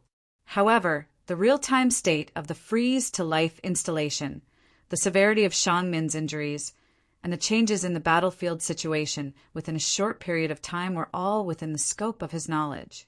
He laughed and walked to the side of the freeze-to-life installation. He extended his hand and pressed lightly on the translucent cabin cover. He turned his head to look at Xiang Min. Lieutenant, you're deeply bound to this installation. You're using the dynamo core to realize control, and you're drawing support from the standard array to ensure the stability of the environment. But the leeway you've given yourself is too small. Right now, you need to share some of the pressure. Chapter 933. What Luo Nan said was not a suggestion, but a solution given from the standpoint of a maintenance soldier. A considerable portion of the assembly he did before was in service of this solution. His superiors, the technical director Go Yi and Xianju, did not raise any objections. At the very least, they maintained their silence. However, as the only person in the medical sequence present, Lieutenant Xiang Min needed to communicate with him. The pressure is shifting. Where is it shifting? It's mainly this part of the mechanical structure, as well as the lost functionality of the rear half of the cabin. Luo Nan extended his hand and stroked the dimly lit air as he spoke, causing a visual projection to appear. A portion of the assembled mechanical modules lit up, and then a few areas of the bulkhead lit up. The syncopator outside of Luo Nan's body did not stop. It marked out the relevant configuration sketch in the air, and there were corresponding trajectories of light to connect them. Lieutenant Xiang Min's fully covered, helmet twisted, slightly following Luo Nan's marking. Clearly, she was following Luo Nan's train of thought. She was seriously observing and thinking. Luo Nan did not give her too much time. His finger quickly swiveled and tapped his chest. There's still me. You. I'm the regulating valve. Right now, this design can only be manually operated. Of course, all of this is just an intermediate link. In the end, all of the shifting pressure will be borne by the entire array. I will do my best to direct it towards the non-combat sequence. It would be best if it was directed towards the position to avoid affecting the assault squad behind. This requires a certain level of authority, but I believe my superiors will take care of it. Luo Nan's speed of speech was already raised to the extreme. Lieutenant Go Yi coughed in the channel belonging to the maintenance team, but Officer Xian Zhu responded clearly. The plan is feasible. I can't see the regulating valve too clearly, but as long as the front is fine, the rear half of the cabin will only be crushed by the shifting pressure even if something happens. And the maintenance soldier himself.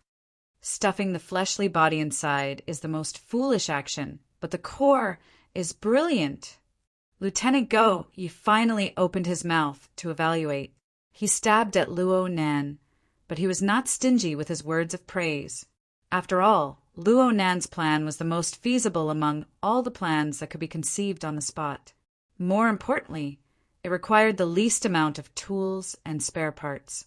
The transport vehicle that had fallen apart was no longer capable of supporting the more complex mechanical modules.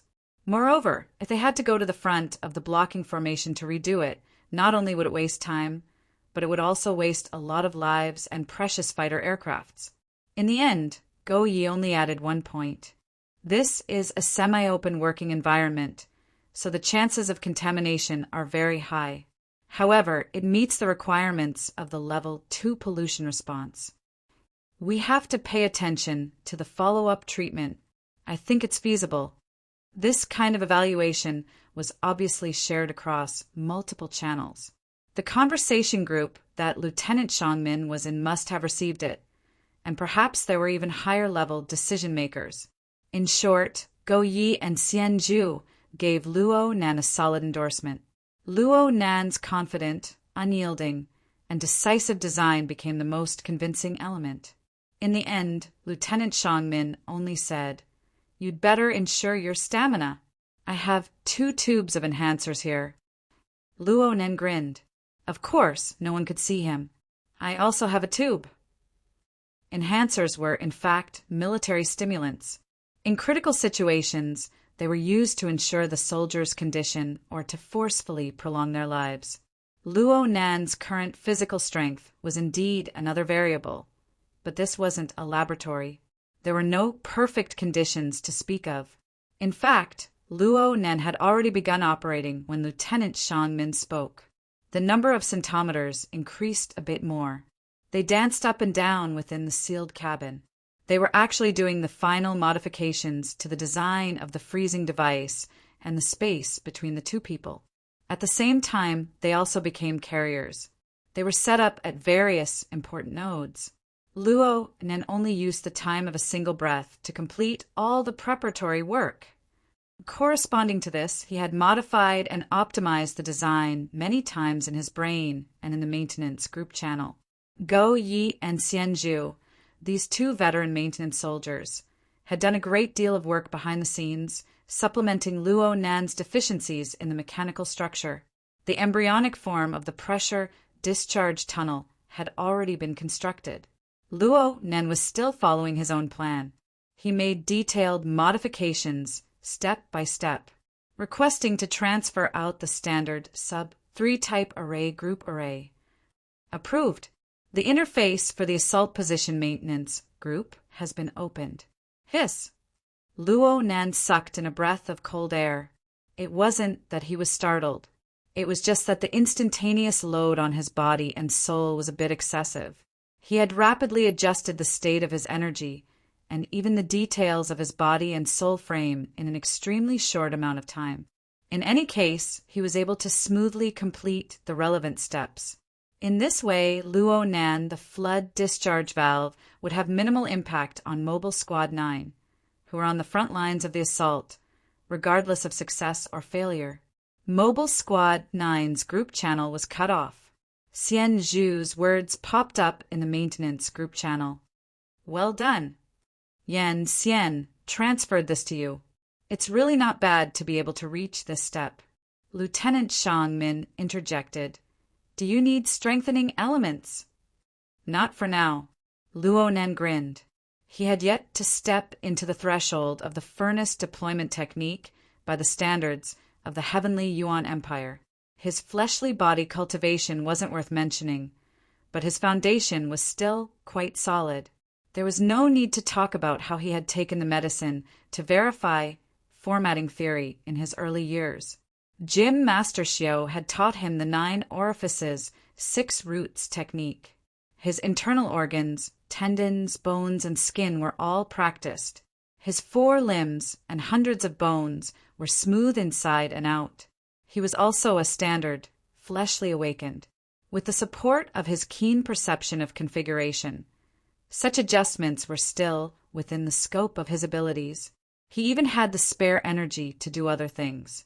For example, when some equipment was missing, he could bestow his own exoskeleton armor with additional functions through fine adjustments to the body and soul frame. He could temporarily act as a conductor, connecting the mechanical modules and the bulkhead to form an even smoother flood discharge channel. And since Luo Nen had already linked up with the array that Go Yi and the others were in, the area of the flood discharge area had expanded to cover the entire blocking position. According to what he said to Lieutenant Shang Min, the leeway had increased. It had truly increased. Lieutenant Shang Min was the one who could sense the changes the most. Her half-curled body unconsciously stretched out a bit. The gentle feeling of relaxation caused her to believe that she had received a direct blessing from the jade crystal array within the base for an instant. But clearly the jade crystal array, which was still in a state of repair, didn't have the leisure to do so.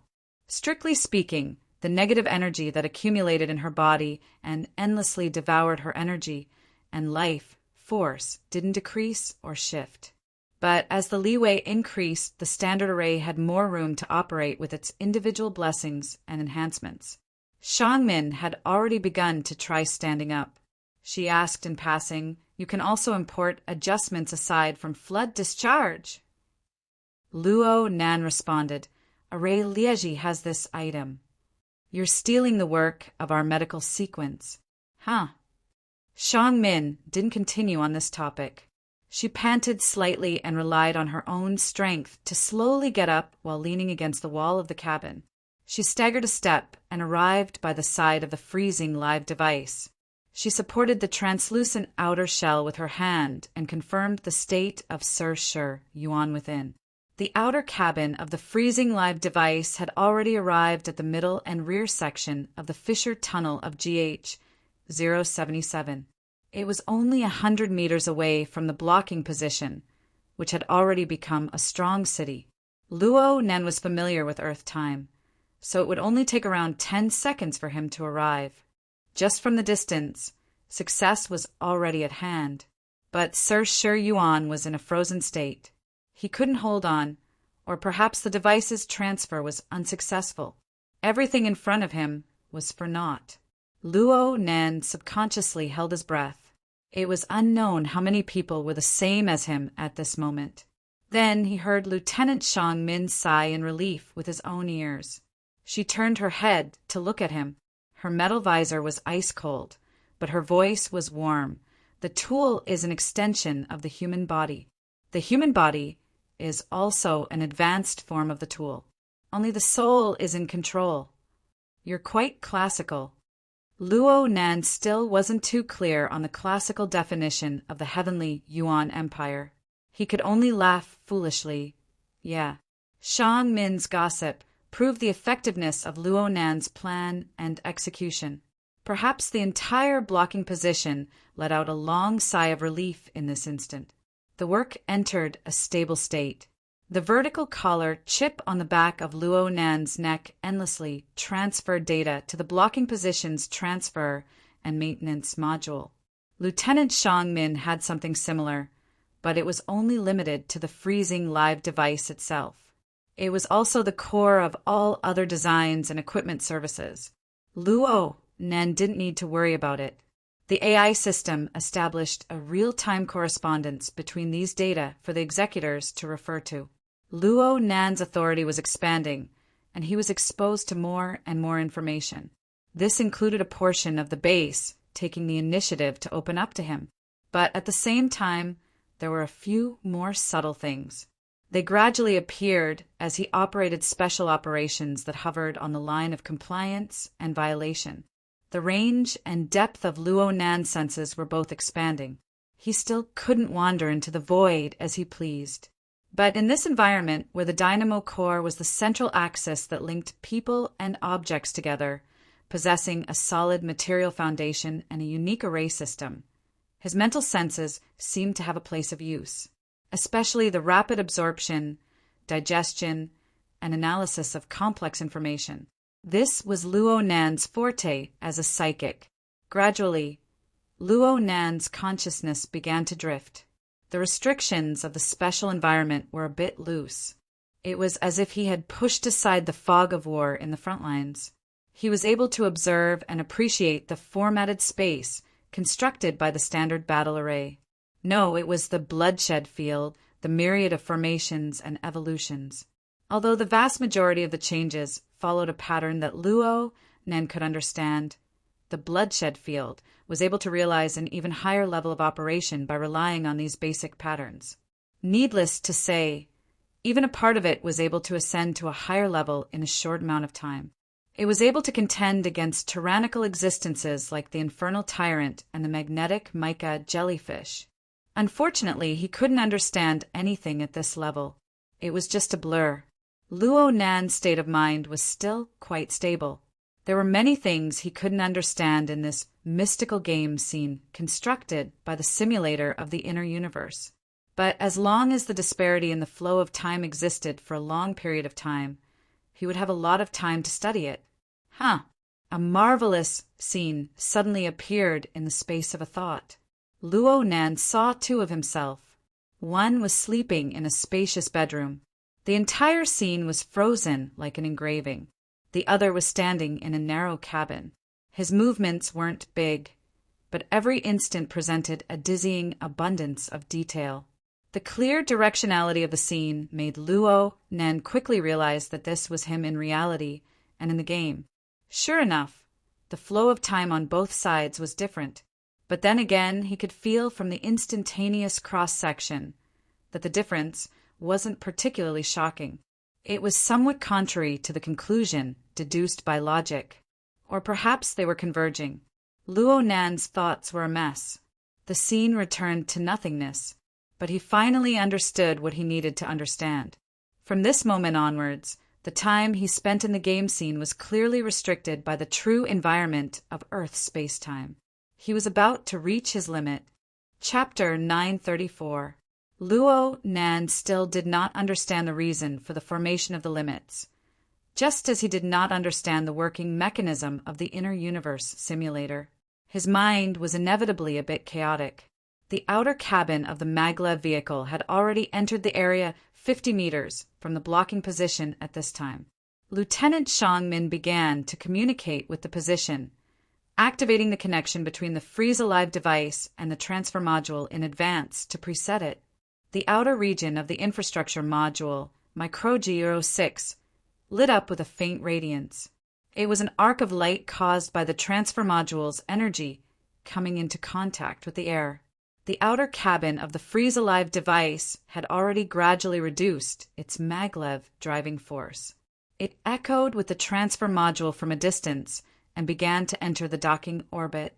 Therefore, the outer cabin's propulsion speed decreased a step further.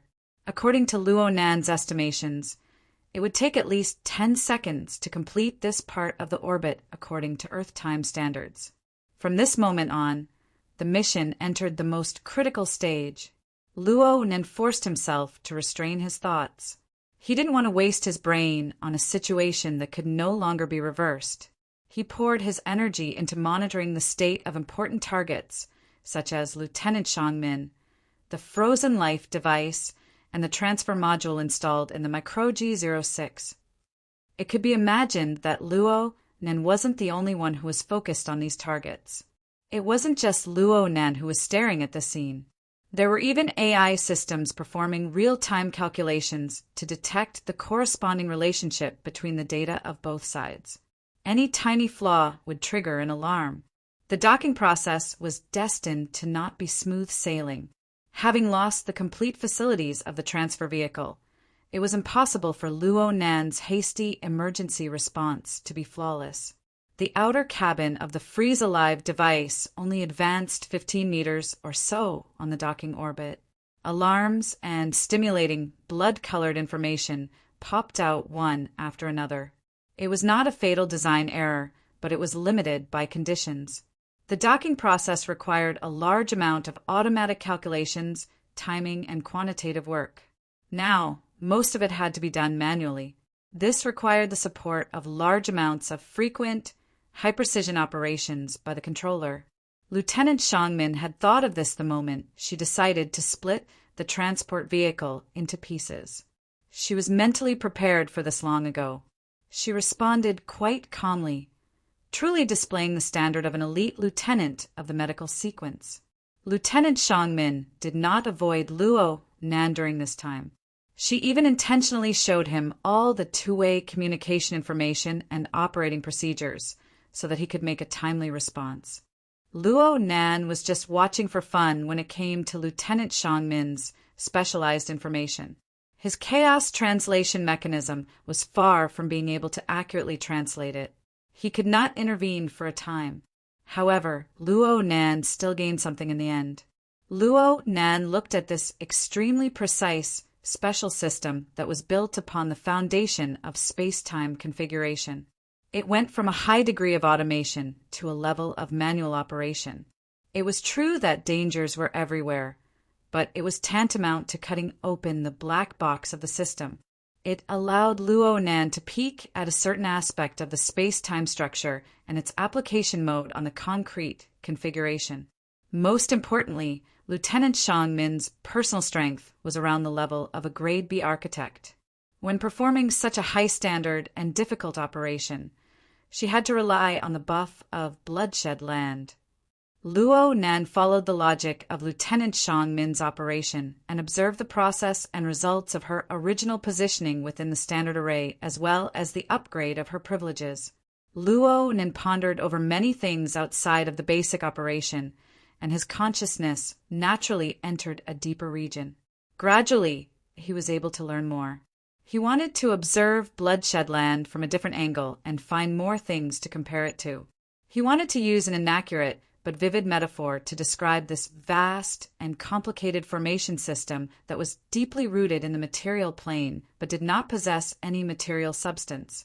Yes, right now Luo Nan felt that bloodshed land was like an enormous digestive system in a certain aspect. It was constantly resisting large amounts of external pressure, dissolving them layer by layer.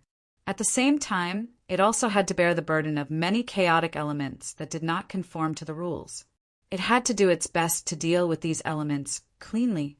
It swallowed trash and even bombs, but it needed to go through a complicated cycle to digest it without affecting its material foundation. It even needed to convert a portion of it into effective energy to be re-exported and reutilized. This was simply an incomparably enormous negative entropy generator. In other words, its power was order. But Luo Nan could not say for sure whether it was order that gave it power, or whether it was itself that produced order. Luo Nan's understanding of bloodshed land grew deeper and deeper. The configuration structure and the corresponding changes he could observe became more numerous. But no matter how ever-changing and magnificent these structures and changes were, they were all rooted in strict and solid order and rules. There were no exceptions. At least this was the case on the front lines of the battlefield that Luo Nan saw. Every soldier of the Heavenly Yuan Empire was a basic node of this system. They followed the basic rules of the array system. This did not mean that everyone was a marionette, but the source of the power system that they cultivated and originated from this. All of the spiritual changes were integrated into it, forming a benefit to the system itself. Of course, in order to radiate the value of this benefit, one needed to be an outstanding expert to achieve it. Luo Nan's thoughts gradually spread deeper and deeper, touching upon a few similar, strong radiation points, especially the one at the front lines, the one that was resisting the tyrannical external force outside of the array system. The so-called tyrannical external force was the legendary Hellfire Tyrant. The rules of the domain manifested by it were weaker by a level or two, but they were exactly the same as the remnants of the dazzling flames on this side of the canyon. They were overflowing with violent, destructive power. Luo Nen felt a hard-to-suppress dizziness with just a slight contact. As for the person that could contend against it, Lieutenant Lu Andy? Luo Nan subconsciously turned his head to look at the unconscious Sir Shi Yuan in the freezing device. The doubts that he had when he first saw this person were finally answered. What followed was another feeling of exclamation. No wonder Liang Lu respected Lu Andy so much. That war hero could actually go to this extent. But then again, wasn't this the ultimate marvel of the power of the bloodshed domain? Luo Nen was able to observe more information through the strong radiation point of Lu Andy. He saw that the remnants of the Hellfire Tyrant's rule domain were constantly weakening. It was no longer enough to contend against the majestic array at the front lines. However, as the number of assault beetles and other servant armies stuffed into the front lines, especially in the direction of the canyon, continued to increase, the new interference power was rapidly rising. There was no doubt that this came from the magnetite mica jellyfish. It came from an enemy whose explosive power might not be as strong, but its stability far exceeded that of a senior lord. The laws and domains of the three parties had their own strengths and weaknesses. Even the weakest Hellfire on the tyrant's side, there were certain areas and times where they were strong. Even the most stable bloodshed land would have a momentary weakness. The magnetophoton mica jellyfishes were always mobilizing their power and trying to infiltrate the formation, creating one wound after another in the formation. Many blurry things could not be seen directly, but they could be roughly deduced through comparison. Then they could be verified through the various changes that currently appeared.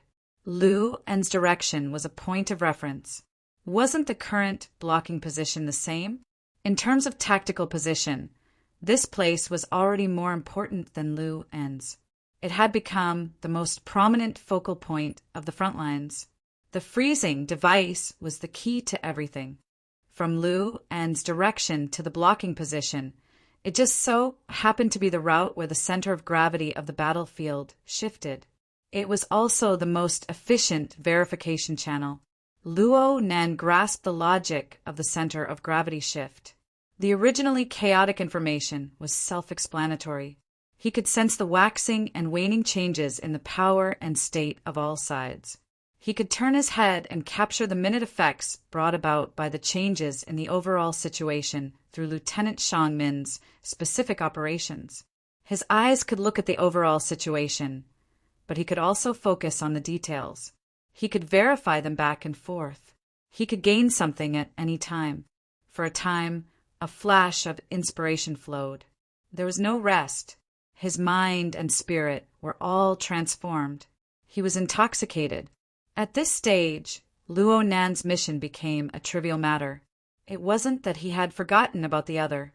It was that in the process of mutual verification of the overall situation and the details, his auxiliary mechanical structure was no longer difficult. At the very least, this was the case on the level of configuration design. He would immediately take over and adjust some minor problems. He absolutely wouldn't drag Lieutenant Shangmin down. It was just that the docking orbit wasn't long and the time was too short. As Luo Nen gradually entered a wonderful state, Lieutenant Shangmin suddenly let out a long sigh and stopped operating. The parameters of the freezing device and the transferring device were completely verified at this moment. Right now, there was only a distance of 5 meters between the outer cabin of the freezing device and the infrastructure module Microgen 06. The transferring device was already half turned on.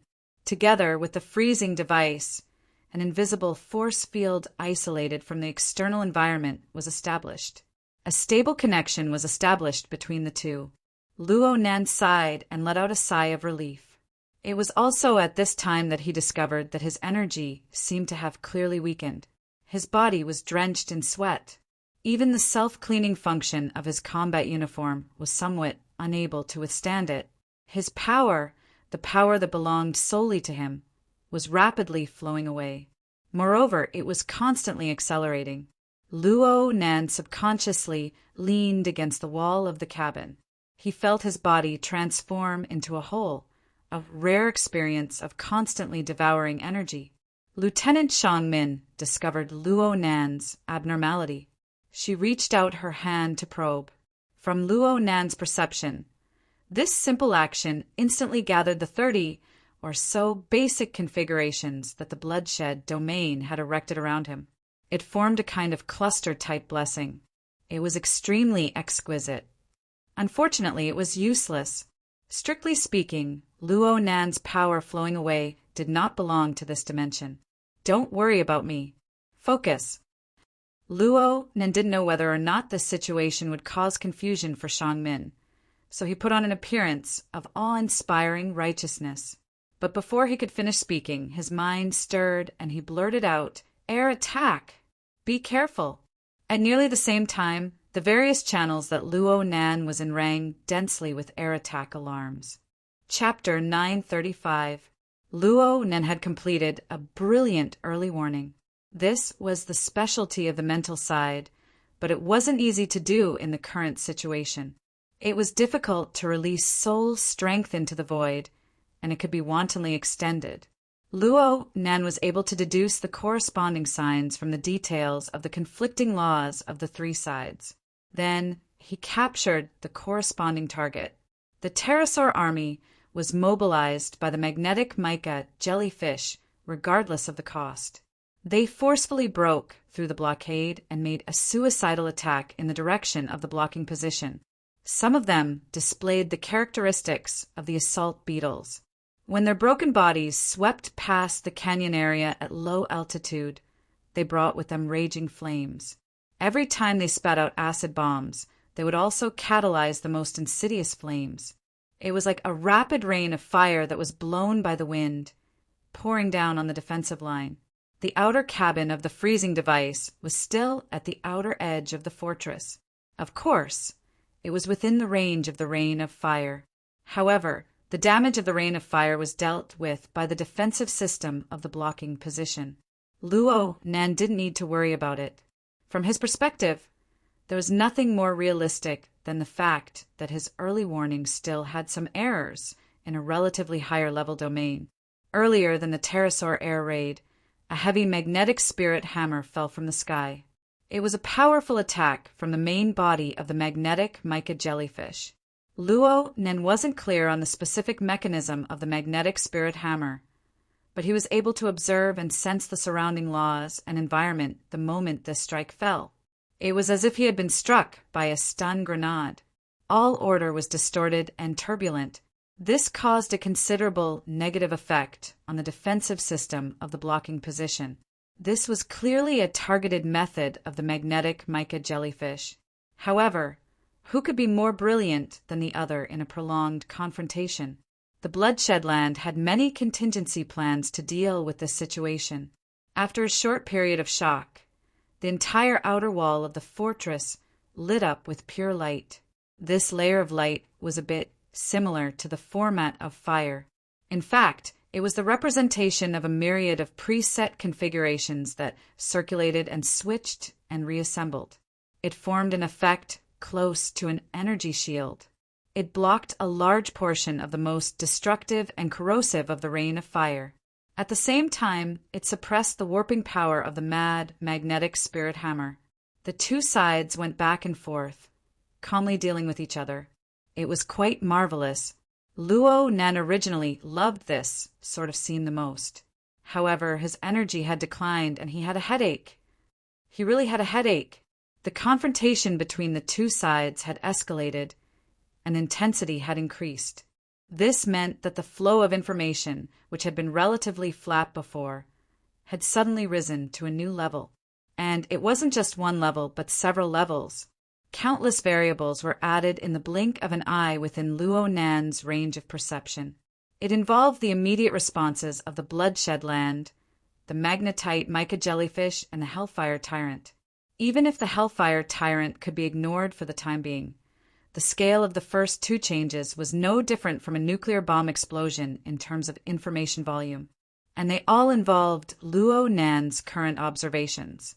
They all touched upon the domain that Luo Nan was still in. The changes brought about more references. Luo Nan could see more, but he also had to bear more. The water level of his energy dropped again. Luo Nan didn't even have the strength to stand against the wall. It was also at this moment that he finally understood.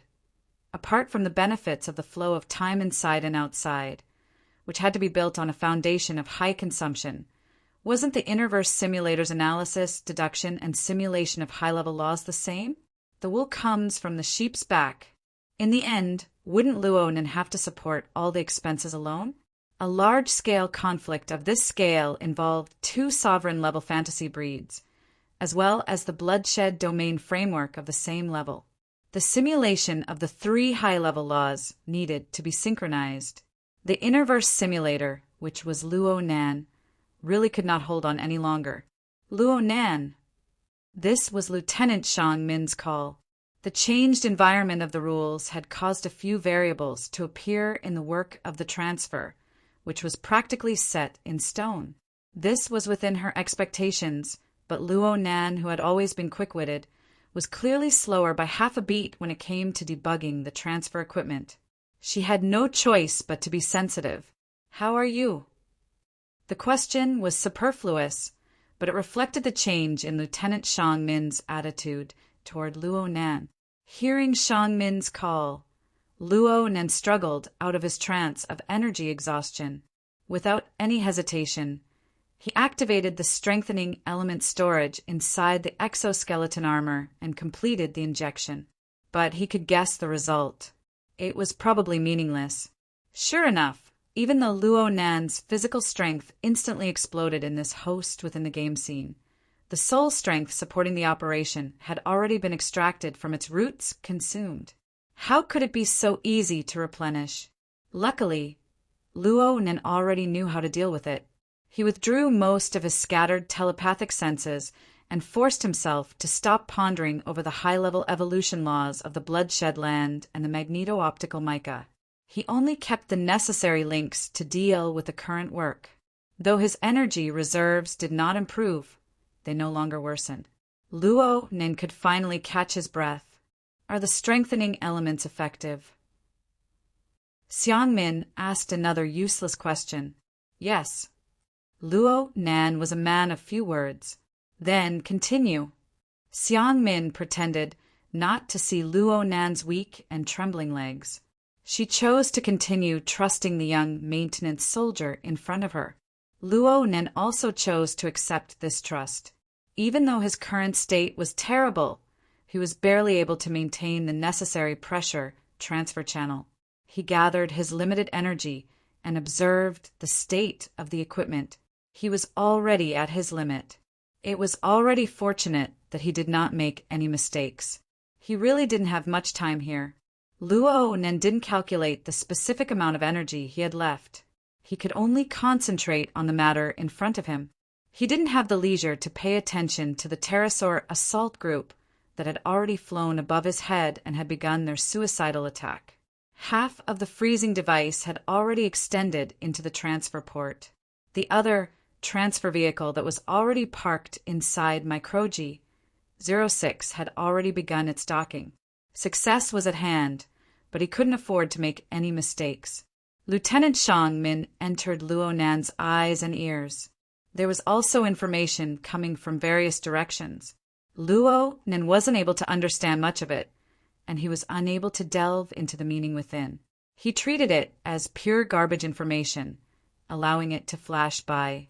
After a few flashes, Luo Nan's extremely limited energy made it hard for him to continue with the specific mechanical structure and debugging work. So he tossed away the burden once more. His field of focus was completely locked on the configuration level. He ensured that the structure of this area was maintained within a reasonable range. The buzzing flying ants were still fluttering within the cabin, representing Luo Nan's remaining vitality. It was through this medium that he was able to correct the errors in the material plane. Luo Nan chose the method he was best at in his weakest moment. How could he have the strength to judge whether or not this method of work was truly labor-saving and whether or not it conformed to the norms of the drill manual? In any case, Go Yi and Xianju didn't stop him, right? If things continued like this, he could still persevere. He could persevere. F***CK. Earth's characteristic curse words sprayed out from Luo Nan's mouth, but they were so vague that even he couldn't hear them clearly. They were just a small stimulant that gave his dazed consciousness a fierce stab. This was because at this moment a new power of rule, a power that was different from the bloodshed domain, the magnetic mica jellyfish and the inferno tyrant, spread out from the depths of the void. Luo Nan didn't know where its source was due to the contraction of his perception, but this rule was far too unique. It could be said to be a rule, but it was more like a natural crack in the depths of the void. With just a slight vibration, it suddenly split open. The void split open, and everything it carried changed along with it. The bloodshed domain looked weak because it wasn't facing the forceful tearing and explosive attack of the inferno tyrant. Instead, it was being dissected like a butcher dismembering an ox. The new power of rule didn't even touch the strict barrier of the bloodshed domain. Instead, it directly tore apart the foundation it relied on. The space-time structure of the bloodshed domain certainly had its own system of rules. But in the face of this kind of destruction that was infinitely close to primordial, the tightness of the rules simply didn't have enough time to display its effect. Cracks had already appeared. This kind of crack was irregular. It was like lightning striking down on a rainy day. Every branch and every trajectory was different. No one knew where the crack would lead to. Luo Nan and Lieutenant Shang Min were the more unlucky ones. Noiselessly, the rear area of the outer cabin of the freezing device was cut in half. The invisible blade practically brushed past the back of Shang Min's and Luo Nan's heads and the tips of their noses. In reality, there was no such coincidence. It was just that Luo Nan had dozens of syncopators acting as guides and scapegoats. At this time, if the new power of rule continued to display its primordial effect, it was not impossible for the affected area of the bloodshed domain to fall apart. But at this moment, it was hard for this new special power of rule to maintain its primordial purity. Instead, it produced some sort of chemical reaction with the current space-time environment. A fuzzy silhouette grew rapidly. It was as if the main body hidden in the ruptured space-time gap had jumped out. Another sovereign-level fantasy breed? Luo Nan only caught a glimpse of a fuzzy shadow. His judgment wasn't right or wrong. Luo Nan had sensed the series of changes mentioned above. It was very clear and complete. After all, this was the domain he was most proficient in. The problem was that Luo Nan was willing to be blind. Luo Nan had clearly blocked it, but the clear information of the changes in the void was still deeply engraved.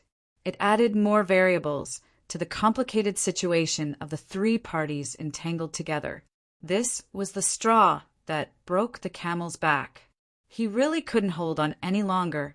Luo Nan saw himself in a deep sleep state once more. Earlier, he saw Her Majesty Empress Wu's private airship, a projection of water vapor that had exploded and dispersed. Yes, in the real world, the soul cloak that had originally covered the entire world was rapidly shrinking.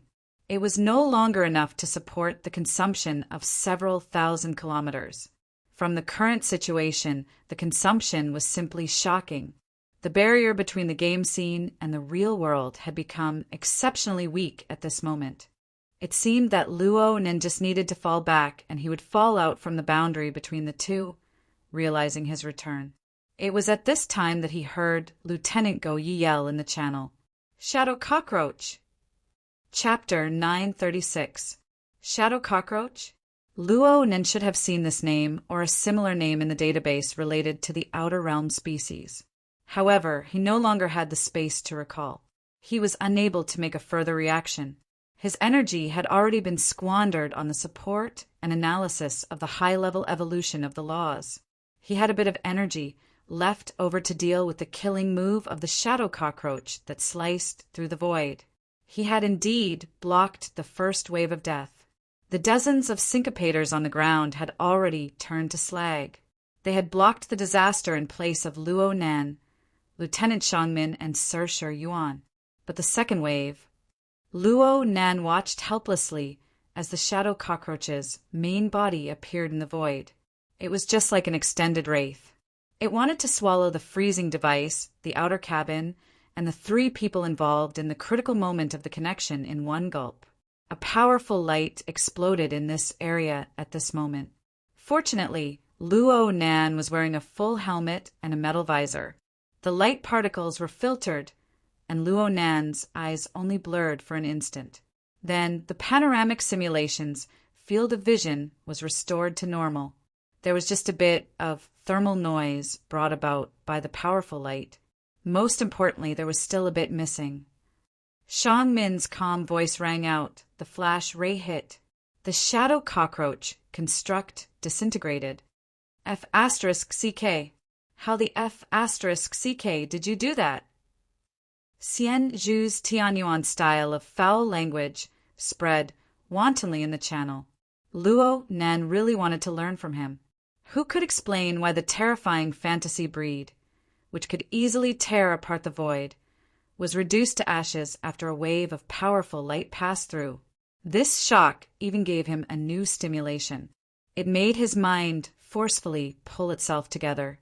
He glanced at the virtual interface of his left eye and saw the timely short information explanation. Shadow cockroach, an outer realm species. When entering other planes of space and time, there is a high probability that it will tear apart the structure of space and time. It will react with the invaded environment to form a construct. Shadow cockroach is relatively weak and fears strong light. Luo Nan's head grew dizzy. Looking at this explanation, it seemed, well done. Shang Min turned her head in the midst of pressing matters and spoke to Luo Nan. Xian Zhu's emotional reaction just now wasn't directed at Shang Min, who was executing according to the drill manual. It was because of Luo Nan's forceful closing of the space-time rift. Unfortunately, Luo Nan was destined to be unable to answer him. It could be said that Luo Nan didn't think at all in that instant. It was completely out of instinct. He used the syncopator to mobilize all the configuration modules in the surroundings that could be used. He probably made a small-scale space-time barrier. He really didn't have any recollection of it. In that state of his, the structure of time and space that he depended on was torn apart, and his entire body was about to collapse. How could he have the time to think calmly? Luo Nan's train of thought became more and more erratic. Otherwise, he wouldn't have wasted precious time on Xian Zhu's rather untimely reaction. Of course, the current stage of Luo Nan's focus was far too demanding. Luo Nan was able to control his upper and lower eyelids from fighting. It could already be said that his willpower was firm. The changes in the situation did not change according to his state and will. Instead, they happened one after another, Axle 2, speed limit to 4. Shang Min's concise instructions were transmitted into Luo Nan's mind, which completely conformed to the norms of the drill manual. Luo Nan shuddered once more, and his muddled consciousness found a direction for the time being. At this moment, he couldn't even move a hair from head to toe. If he really tried to do it, he would probably fall back to earth. It was only through thinking that he could roughly grasp the corresponding configuration structure and attempt to adjust the relevant equipment. However, Luo Nan was absent-minded for a moment. It seemed like he was missing something. Yes, there weren't enough syncopators. He had brought a base number of 132 syncopators, and right now, most of them had become scapegoats. They had turned into slag and scattered on the ground. Oh, if it wasn't enough, then it wasn't enough. In any case, he could do it. The corresponding thought only lasted for an instant. He didn't think too deeply before he put it into action. The frame of Luo Nan's body and soul interacted with the external, vertical collar dynamo core. He transformed his own strength into electromagnetic waves and other material wavelengths. He controlled the remaining 40 or so syncopators and adjusted their positions within the cabin. They formed a relatively sealed force field structure, allowing his soul strength to shuttle within. This was the basic train of thought and requirements of the Heavenly Yuan Empire's military drill. Luo Nan still followed the basic train of thought, but the lack of material conditions made it impossible for him to completely conform to the standards of the drill. His operation was already pressing down on the safety line, but under these circumstances, he directly broke through the safety line. Unsurprisingly, the vertical collar dynamo core sounded an alarm and attempted to correct it. The problem was, even though Luo Nan was extremely weak and had reached the limits of his physiology and mind at the same time, how could a mere external dynamo core be able to restrain him with his extraordinary attainments in soul strength? After entering the game scene, Luo Nan abided by the rules and obeyed the constraints. This was only out of respect for the Heavenly Yuan system, and he also hoped to obtain a more complete experience. But right now he was exhausted and his mind was absent-minded. How could he care so much? He naturally operated and crossed the limits of the vertical collar dynamo core. It was only equivalent to crossing a small threshold. And then he lost control. In his half-conscious state, all of Luo Nan's execution logic was subservient to his personal instincts. He did what was familiar and comfortable. His soul's strength spread out in the void. Luo Nan didn't even pay attention to the specific operation of his soul strength. After limiting the speed of the number 2 axis, he completely bid farewell to the word control and this concept. He just let himself be, fusing his biological instincts into his soul strength. There was no difference. His eyes, ears, nose, tongue, body, and intent all spread out along with expansion of his soul strength. This naturally increased the range and level of Luo Nan's clairvoyance. In a certain sense, Luo Nan grew weaker and weaker, but he also grew clearer and clearer. Under the pure sensing of the psychic eye, the inside and outside of the relay station, the surrounding battlefield, the 3 tangled and conflicted sides, and even the laws and sources of their respective mobilizations of power all appeared in an unprecedented panoramic view. What should be blurry remained blurry, but Luo Nan had never experienced the great outline and layout of the collusion ever since he entered the game scene. The expansion of his soul strength was extremely fast. The complex battle situation surrounding the relay station was imprinted in Luo Nan's mind in the time it took to flash a thought. His mind had a range of cognition, so it naturally needed to increase its level. The sea of consciousness, the abyss region, the polar domain, so it turned out that the level division of the mental domain was the same here? Perhaps this was the universal truth of the universe? Luo Nan was unable to look too carefully.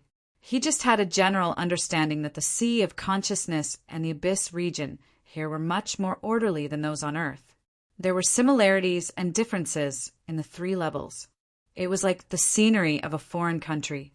It was quite interesting, but Luo Nan couldn't remember too much for a time. He didn't have the energy to distinguish them. It was more and more like a dream, drifting leisurely all the way to the polar domain. At the very least, Luo Nan felt that this was more or less the level. But in his days, the so-called polar domain was poles apart from Luo Nan's impression. The difference was so great that he was unable to ignore it in his current state.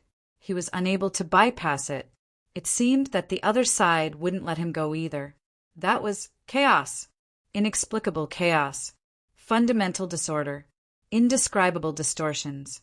They were like casual graffiti, splash paint, and randomly cut curtains. They spread out wantonly and boundless, filling one's field of vision. Accurately speaking, it was the entirety of all sensing dimensions. It didn't leave even the tiniest bit of space, and the other side was still closing in endlessly.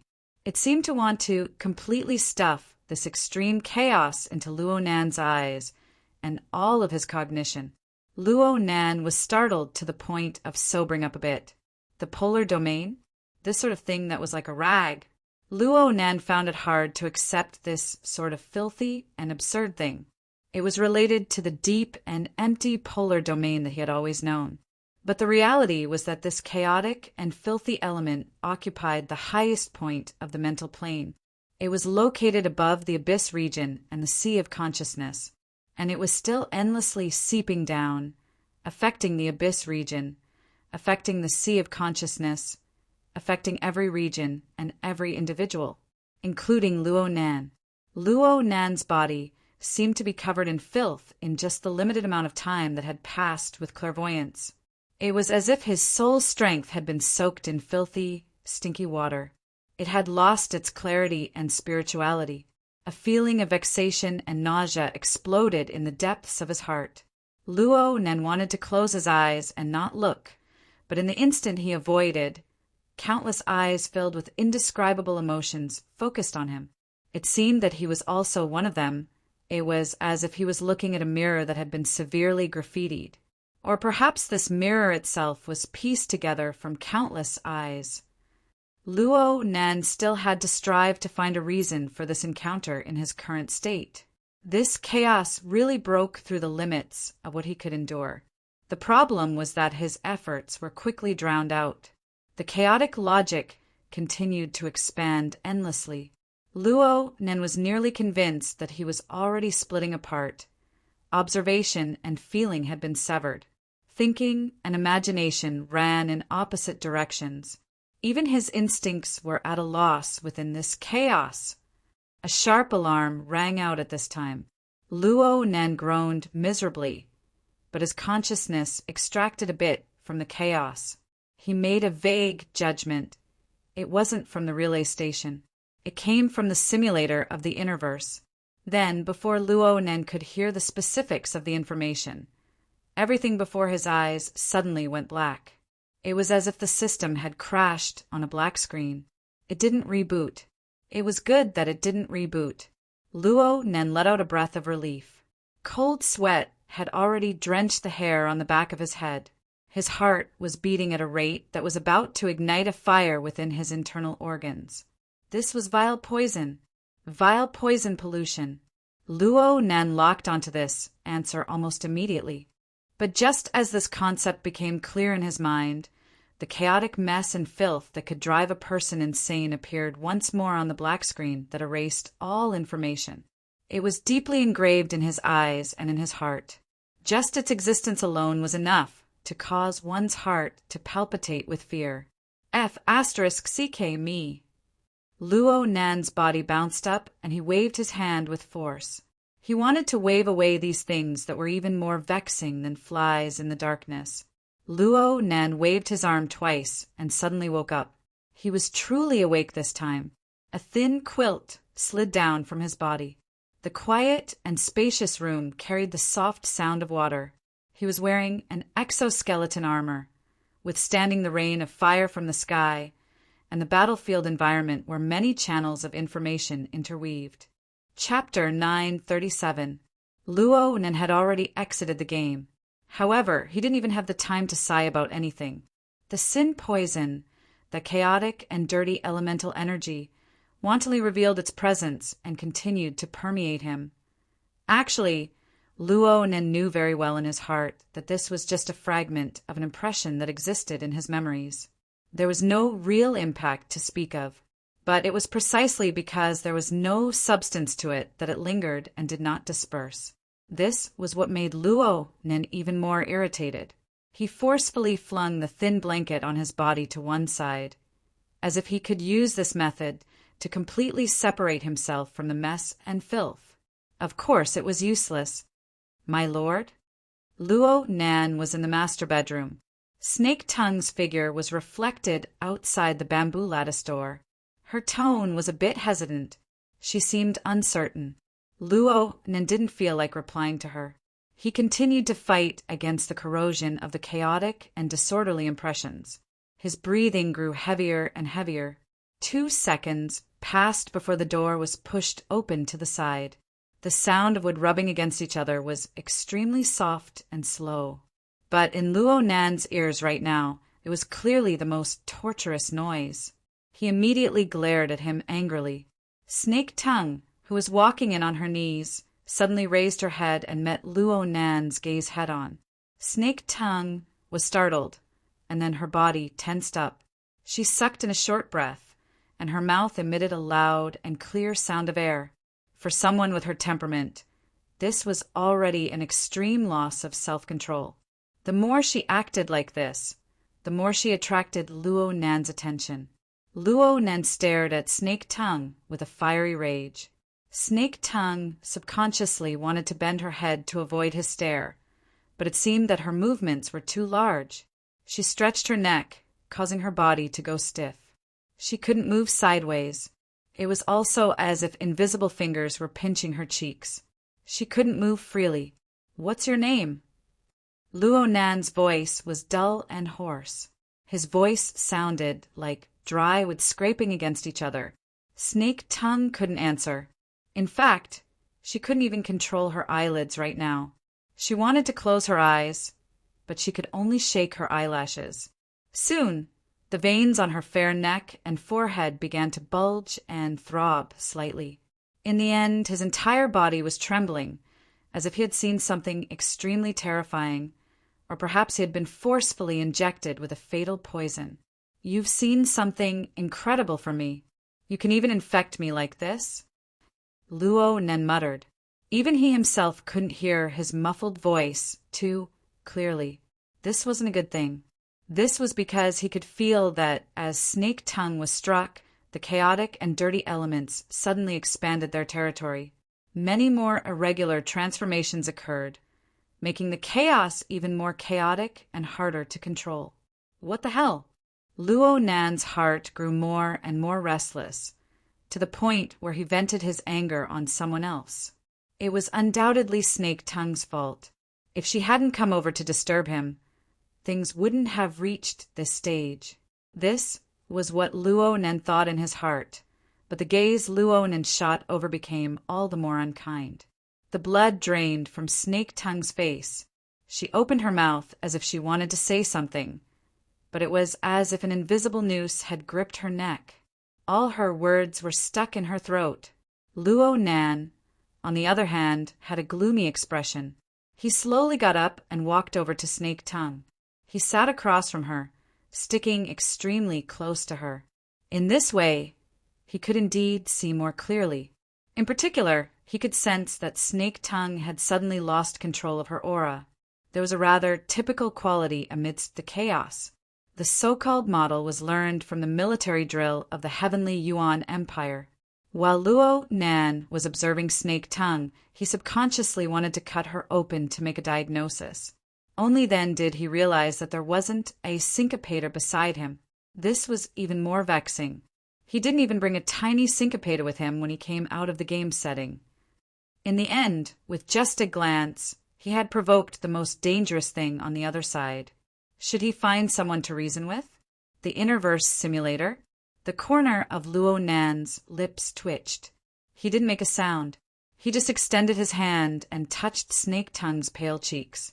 He didn't have a syncopator, but he understood basic calculation principles. He was barely able to extrapolate. Snake Tongue was trembling. Luo Nan could clearly feel this. Of course, she was afraid as well.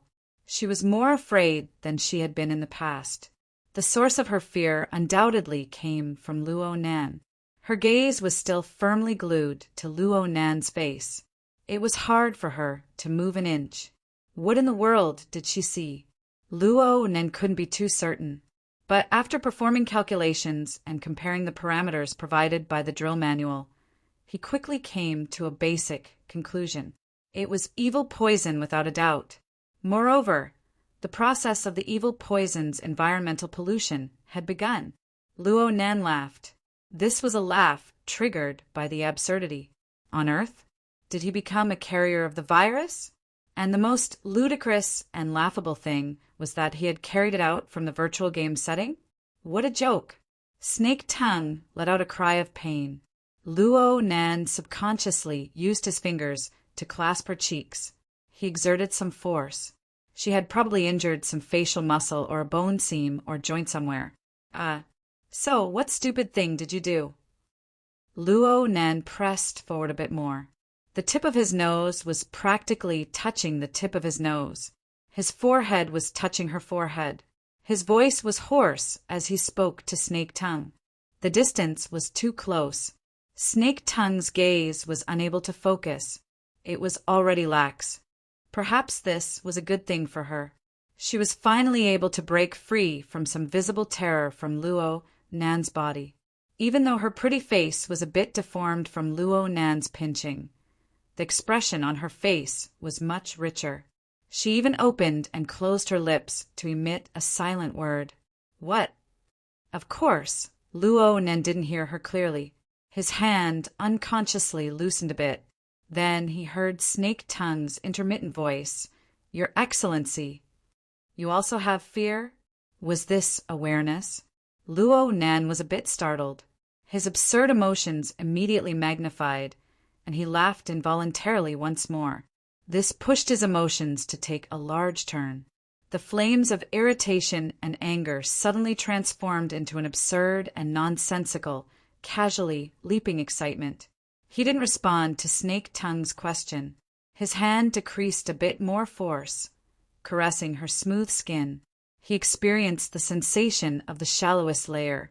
He wanted to continue watching. He wanted to see the results. He wanted to see how this beautiful skin would mutate and even be destroyed under the terrifying laws of poison. If he continued, this would most likely be realized. As for the reason, curiosity was the reason. Therefore, he supported Snake Tongue's face. He looked at the vile environment he had brought back and built with his own hands. He looked at how the chaotic and destructive negative elements seeped into this beautiful body and into her tenacious soul. This was the vile poison of the past. It was currently corroding the framework of her body and soul, the foundation of her cultivation. Perhaps it could be a bit faster? This was insanity. Reason finally shrieked in the corner, heavily pounding on his nerves. You're in an abnormal state. There's a problem with your emotions. You've clearly been infected, but you're excited because of the accelerated destruction of the person you've infected. This is the path to death. Luo Nan should understand, but he was like a hopeless degenerate. He was immersed in the breeding and spreading tendencies of destruction, vainly hoping to obtain feedback from within. The current Luo Nan lacked the patience to deal with complex problems. It didn't matter if he cut through the Gordian knot or if he abandoned himself to despair. He wanted to see the results as soon as possible, regardless of whether it was good or bad. People always had similar mental and emotional ups and downs, but Luo Nan's body was like pressing the fast-forward button. His weak state facilitated this process. Before he could react, he had already collapsed to the point of no return. Reason was like the sound of a mosquito when the heavens fell and the earth split. It clearly existed, but it was powerless. It was just like what he felt when he glimpsed the curtains of the so-called polar domain in the game setting.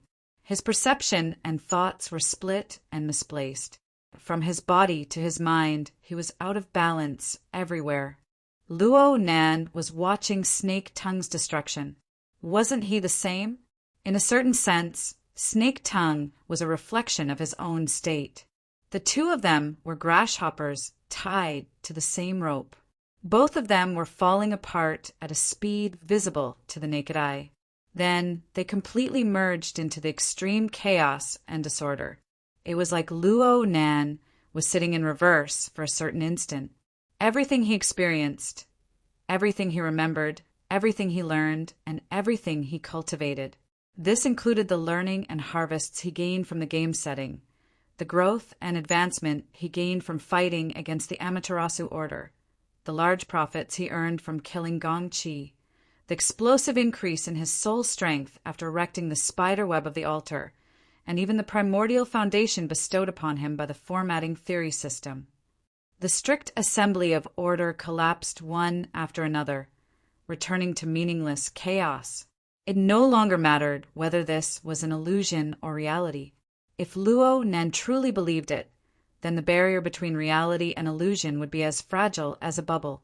Of course, Luo Nan didn't want to believe it. He only had a bit of reason left, and he was still struggling. He tried to return to his rightful position and let order dominate everything once more. But his attempts were drowned in the chaotic and misplaced thoughts and emotions. He failed time and time again. Every time he failed, he would cut off a large chunk of the structure of order, throwing it into the abyss of chaos. It wasn't just Luo Nan himself who was affected in the span of a few breaths. The living starry sky, the large production line, the spiderweb of the altar, and other mental world structures he had built upon the foundation of formatting theory were shaking as well. The destructive power of sin poison was attempting to pollute and destroy everything in one fell swoop. If Luo Nan's soul strength hadn't been exhausted and completely shrunk, then the entire earth would have fallen in the blink of an eye with the range his soul strength could cover. The sin poison was temporarily unable to spread, but Luo Nan's foundation had collapsed. What would happen to the other people attached to his system? Luo Nan was already unable to consider such a complicated problem. He was lucky enough to be able to analyze the situation before his eyes. But at this moment, something unexpected popped up. The Wraith sign. This projection incarnation of the demon watched as the altar spiderweb that it was clinging to moved toward decay. Instead, it screamed noiselessly amidst the collapsing chaos. It was particularly excited, but it was unknown whether it was fear or joy. Or perhaps it was praise for the nature of chaos. This fellow, Luo Nan didn't understand. How did he suddenly notice the Wraith sign? How did he have the leisure to pay attention to such details? But it was precisely this leisure that drew out a bit of his extremely chaotic state of mind. It was like a sewer pipe that was stuffed full of filth. A gap suddenly burst open, but it didn't immediately clear up. Instead, Luo Nan heard a muffled echo. It was a faintly discernible rumble that soon became clear and distinct. Walala walala. Chapter 938. The Heavily Chained Crow. The materialization of the rules of formatting theory, my heart to prison, was the embodiment of control and coercive power. It was also Luo Nan's original foundation. When Luo Nan's extraordinary power sprouted, it became the most special symbol. It was preserved at the very bottom. As Luo Nan's power level continued to rise, his accumulated techniques grew richer and richer. He rarely used the power of the heavily chained crow. At most, he used it to control the Wraith sign. And now, when everything was withering, decaying, and collapsing, the heavily chained crow appeared once more. It still maintained its fixed form. It still continued to maintain its rhythm and meaning. It still firmly locked the Wraith sign. No matter how deranged it was, it wouldn't cause a backlash. Luo Nan took in a long breath. His wildly beating heart seemed to be tied up by chains. From his perspective, it was better than nothing. The unchanging nature of the heavily chained crow was the most obvious lighthouse amidst the avalanche of chaos. It allowed him to have a bit of a sense of direction amidst the vast expanse of chaos. He wouldn't be completely lost. Such an effect was absolutely not an exaggeration to say that it was a cornerstone, a stabilizing needle. Why did it have this kind of effect? This scene felt a bit familiar. Luo Nan's consciousness drifted once more, but it was no longer a depraved loss of control. Instead, he used the manic Wraith sign and the stable heavily chained crow as primers. He made a reasonable association and completed a jump with a clear direction. Suddenly, a grand image appeared out of nowhere. No, this wasn't just an image. It was a complex movement that pierced through the barrier of space and time.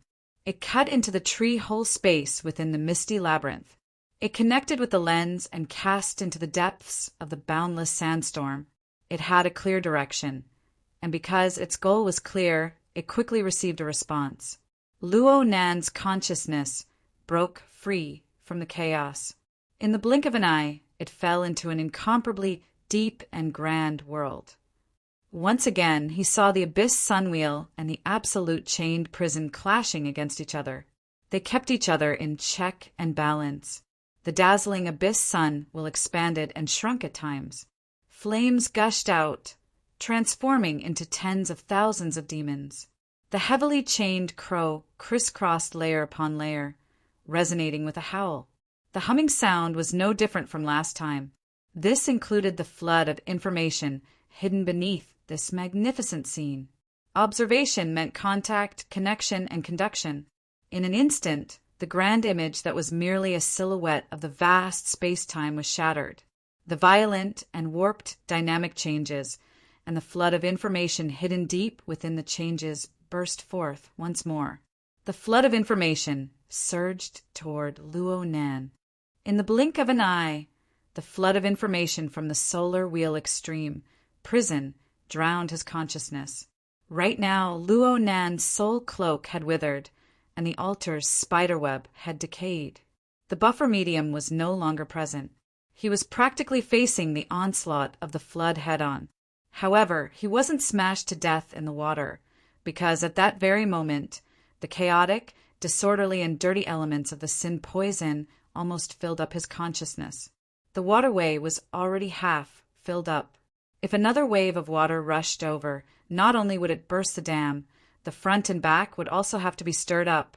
With this stir, a new change was stirred up. Both sides were in chaos, but chaos was different. A comparative thought popped up in Luo Nan's mind at this time. They were both warped and chaotic. The flood of information from the solar wheel extreme prison was just a large number of fragments of order and rules gathered together. There was something real inside. In comparison, the sin poison seemed more like a deliberate and malicious distortion. Luo Nan didn't know if his judgment was correct or not. However, the mixing of the two types of chaos was far more complex and intense than what he felt or imagined. The chaos still existed, but a powerful chemical reaction was clearly formed between them. It was so powerful that Luo Nan's consciousness turned into a mass of chaotic mist in the blink of an eye.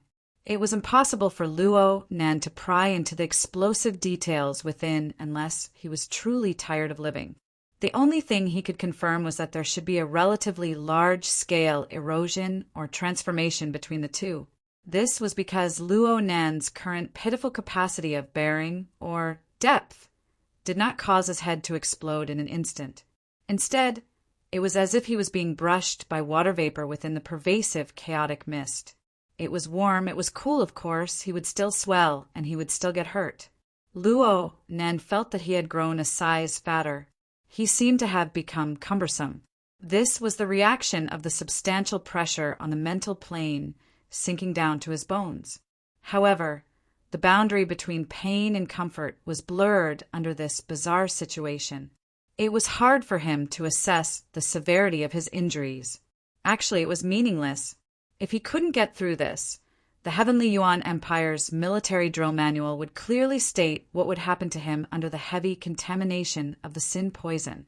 Should I just wait foolishly in the primal chaos? Luo Nan just had this thought when he discovered the extremely excited wraith sign within the primal chaos. There was also the image of the heavily chained crow that connected him to the wraith sign. In a certain sense, the two could be considered as Luo Nan's perceptual tentacles. He could use them to sense the inside and outside. Their existences gave Luo Nan an additional sense of existence within the primal chaos. Existence itself was order. Moreover, it was order that Luo Nan could sense, control, and extend. Luo Nan was dazed for a moment. He looked at the two existences that maintained an extremely strong sense of existence within the primal chaos. The associative route that he had projected earlier was reversed. From the majestic solar wheel extreme, prison to the Wraith sign and the heavily chained crow. The Wraith sign was the projection of the abyssal sun wheel. The heavily chained crow was the reflection of the extreme prison. Since this was the case, why didn't the relationship and structure of the two be projected from the solar wheel extreme prison? No, they were originally like this. I just didn't understand it. As soon as this thought was born, the Wraith sign suddenly let out a soundless hiss. Its ugly form collapsed into a shadow of nothingness. Soon, a demonic red light seeped out from within. The color of the light vaguely resembled the flames of the abyss sun wheel. The heavily chained crow also changed. It began to divide. 1 became 2, 2 became 4, 4 became 8. It wrapped around the glowing Wraith sign. Relatively speaking, the chain after division was a bit more nothingness. But in Luo Nan's eyes, the interweaving and disorderly structure possessed a more substantial configuration, meaning, than when it was a single chain. In the blink of an eye, a miniature solar wheel extreme, prison, appeared on the plane of Luo Nan's consciousness. In terms of vastness and boundlessness, it was like heaven and earth when compared to the main body. In terms of subtlety and profoundness, it was unattainable when compared to the main body. But it was similar. It wasn't similar in a simple sense. Instead, it was a projection and mapping in terms of structural rules and functional relationships. Especially when Luo Nan's consciousness was cast over, some minor discordant details began to rapidly adjust and mend. There was Luo Nan's aesthetic perception within, and there was also a kind of attractive force. From Luo Nan's submerged memories, and from the currently pervading primal chaos mist, the Wraith sign gathered relevant rules and information, continuously perfecting them. A red glow gradually seeped out from the primal chaos. Chapter 939. The red light illuminated a portion of the area, helping Luo Nan see order within the chaos. At the very least, he could try to understand what the internal conflict was like within the chaotic mist that pervaded the entire plane of consciousness. The heavily chained crow and the Wraith sign were, of course, Luo Nan himself. They were located at the center of the chaotic mist. They made an elementary imitation of the imagery and laws of Sunwheel Extreme Prison. Actually, they actively guided the power of Sunwheel Extreme Prison to cross space and resist the corruption of sinful poison. Regardless of whether Luo Nan did it intentionally or not, this was an established fact. It was impossible for Luo Nan to utilize the power of Sunwheel Extreme Prison, especially the roaring torrent of information, to cleanse the universe in one fell swoop with Luo Nan's control and analytical abilities. But when the primal chaos fog collided, a strange feeling gradually appeared. The filthy curtain that seemed to be rooted in Luo Nan's memories was washed back and forth by the torrent of information from Sunwheel Extreme Prison. It was warped by an even more powerful power of distortion, to the point of being washed away. Though it still looked the same, Luo Nan became more and more familiar with it the more he looked at it. Luo Nan repeated the familiarity over and over again. It was like staring at a character and looking at it hundreds of times. Suddenly, it became unfamiliar. In reality, this was a kind of semantic saturation phenomenon. After the brain received the same stimulation over and over again, it produced a nervous fatigue that caused it to enter a state of inhibition. Luo Nan's current situation was pretty much the same. His brain nerves were far more than tired under the violent flood of information. They were simply overworked. With sinful poison as the central axis of stimulation, it gave him continuous attacks.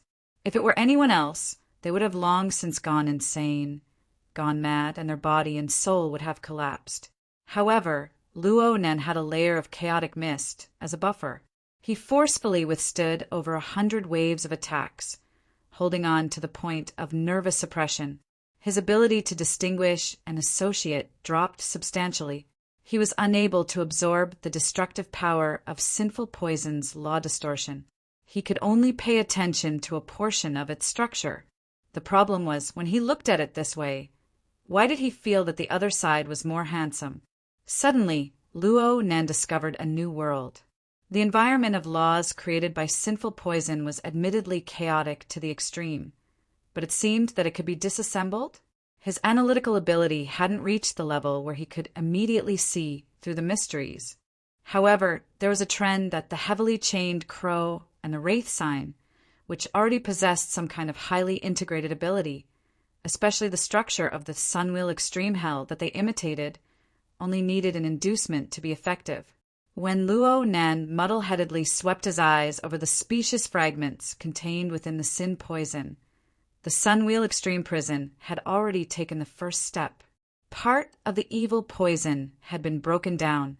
At least that was what Luo Nan saw. Luo Nan was still not too clear on the fundamental framework for the birth and existence of sin poison. However, he was still able to understand the parts of sin poison that had been stripped away by the scouring and collision.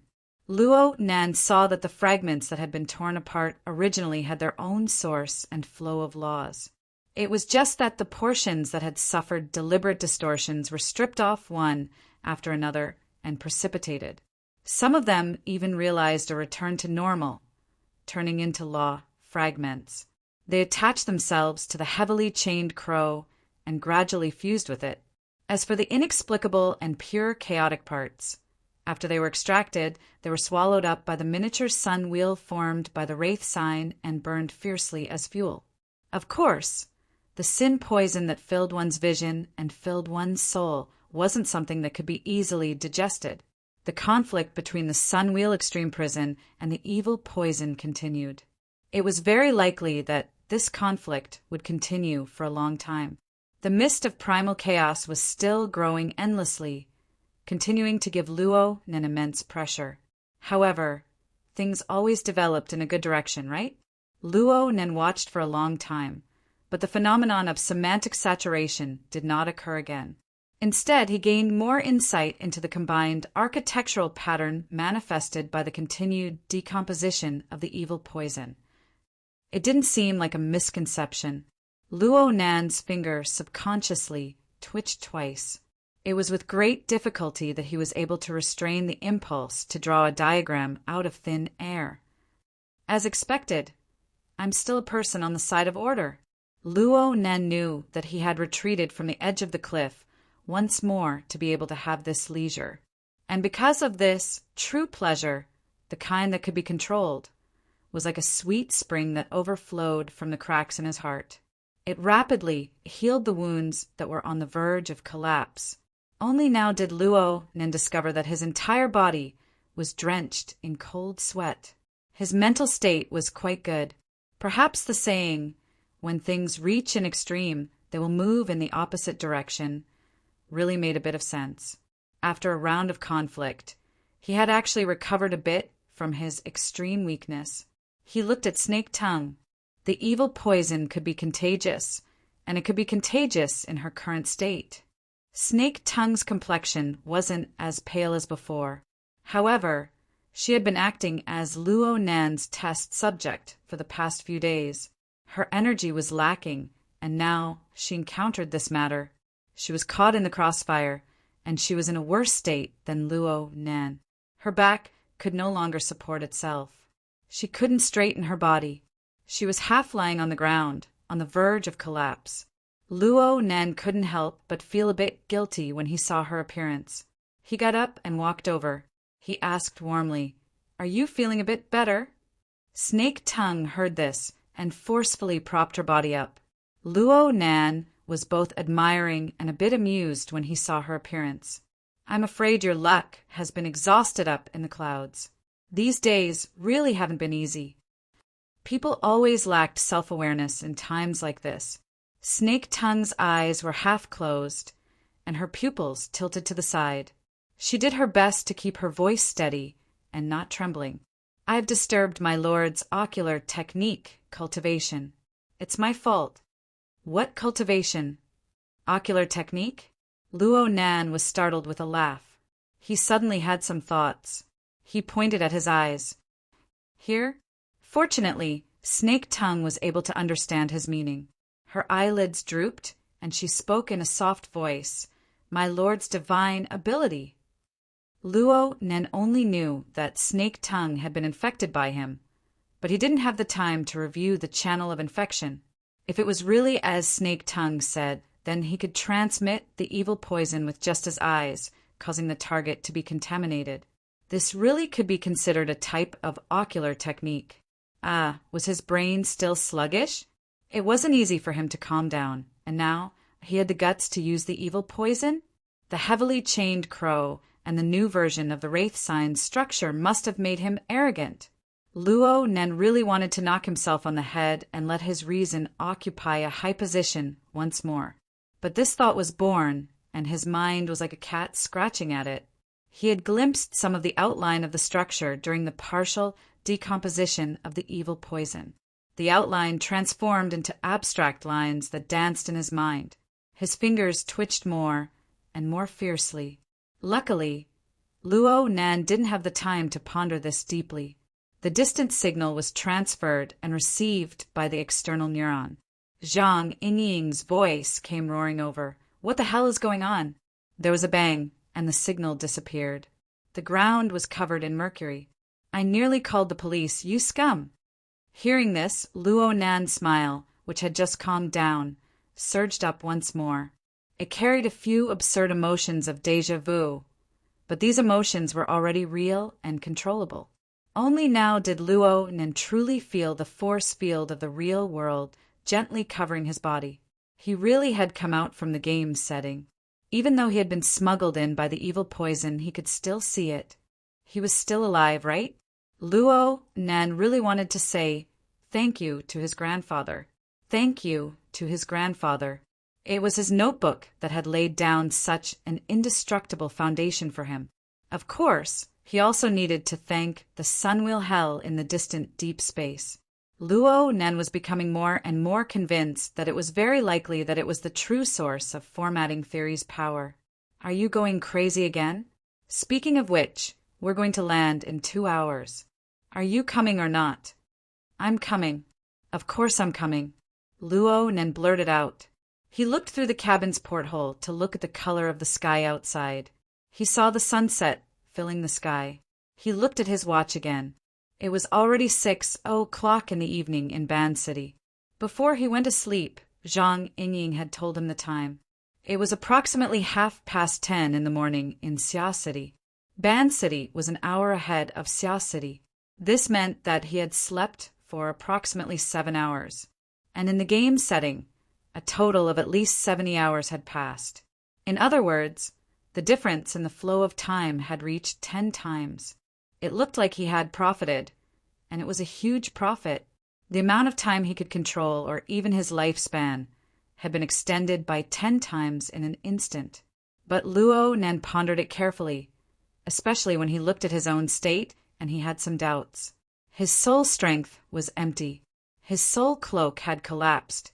The altar's spiderweb had decayed. Admittedly, these things could be regenerated, but for them to grow to such a scale was the result of Luo Nan's accumulation over the past few months. He had squeezed them dry in a short 7 hours.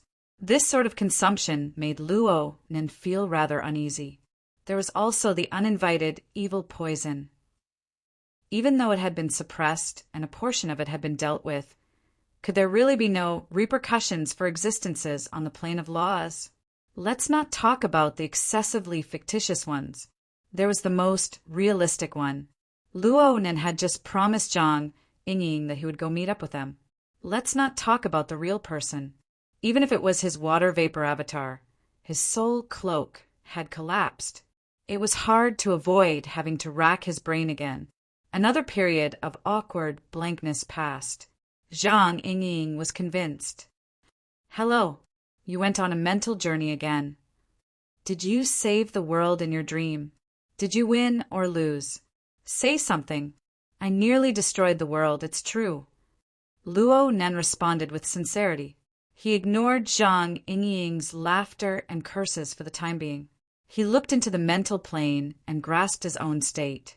He began to seriously consider a plan to remedy the situation. It was strange. According to Luo Nan's usual way of thinking, he should be thinking in the direction of the mental plane, the soul cloak, the polar region of the abyss, and so on. He had done this before, and he had long since become familiar with it.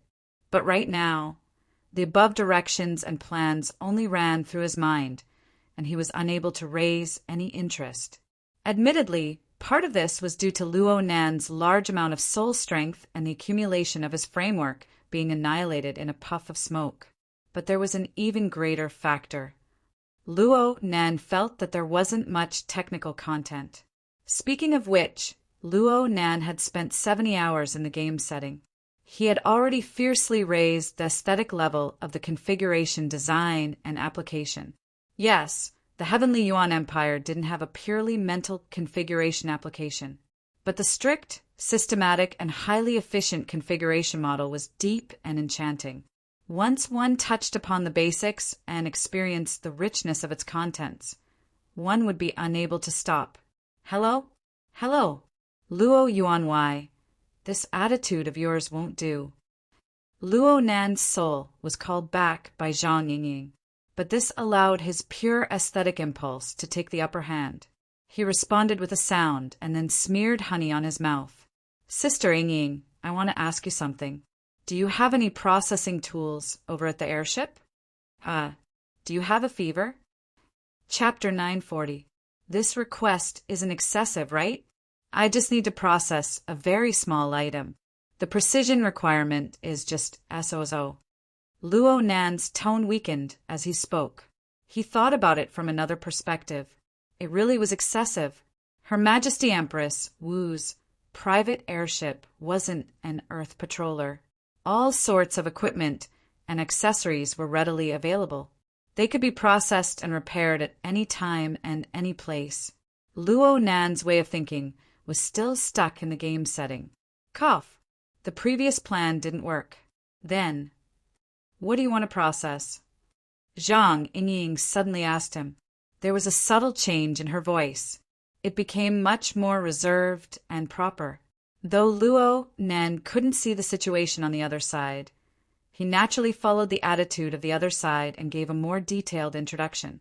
This is a small tool called the syncopator.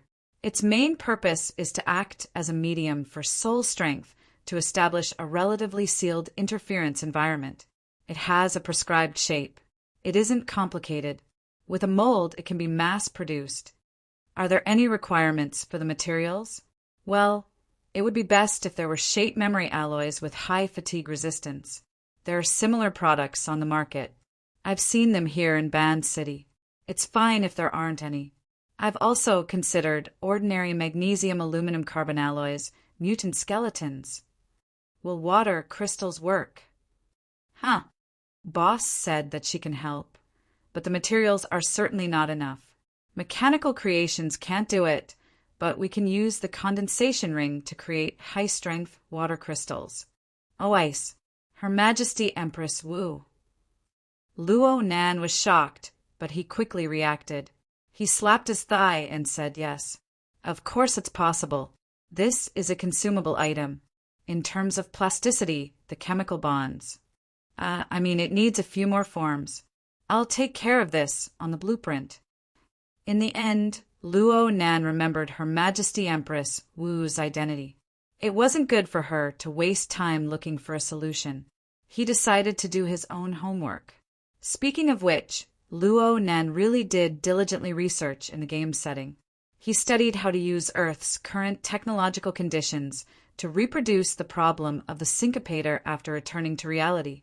He took some time out of his busy schedule to look up and download quite a bit of information. He even made a plan.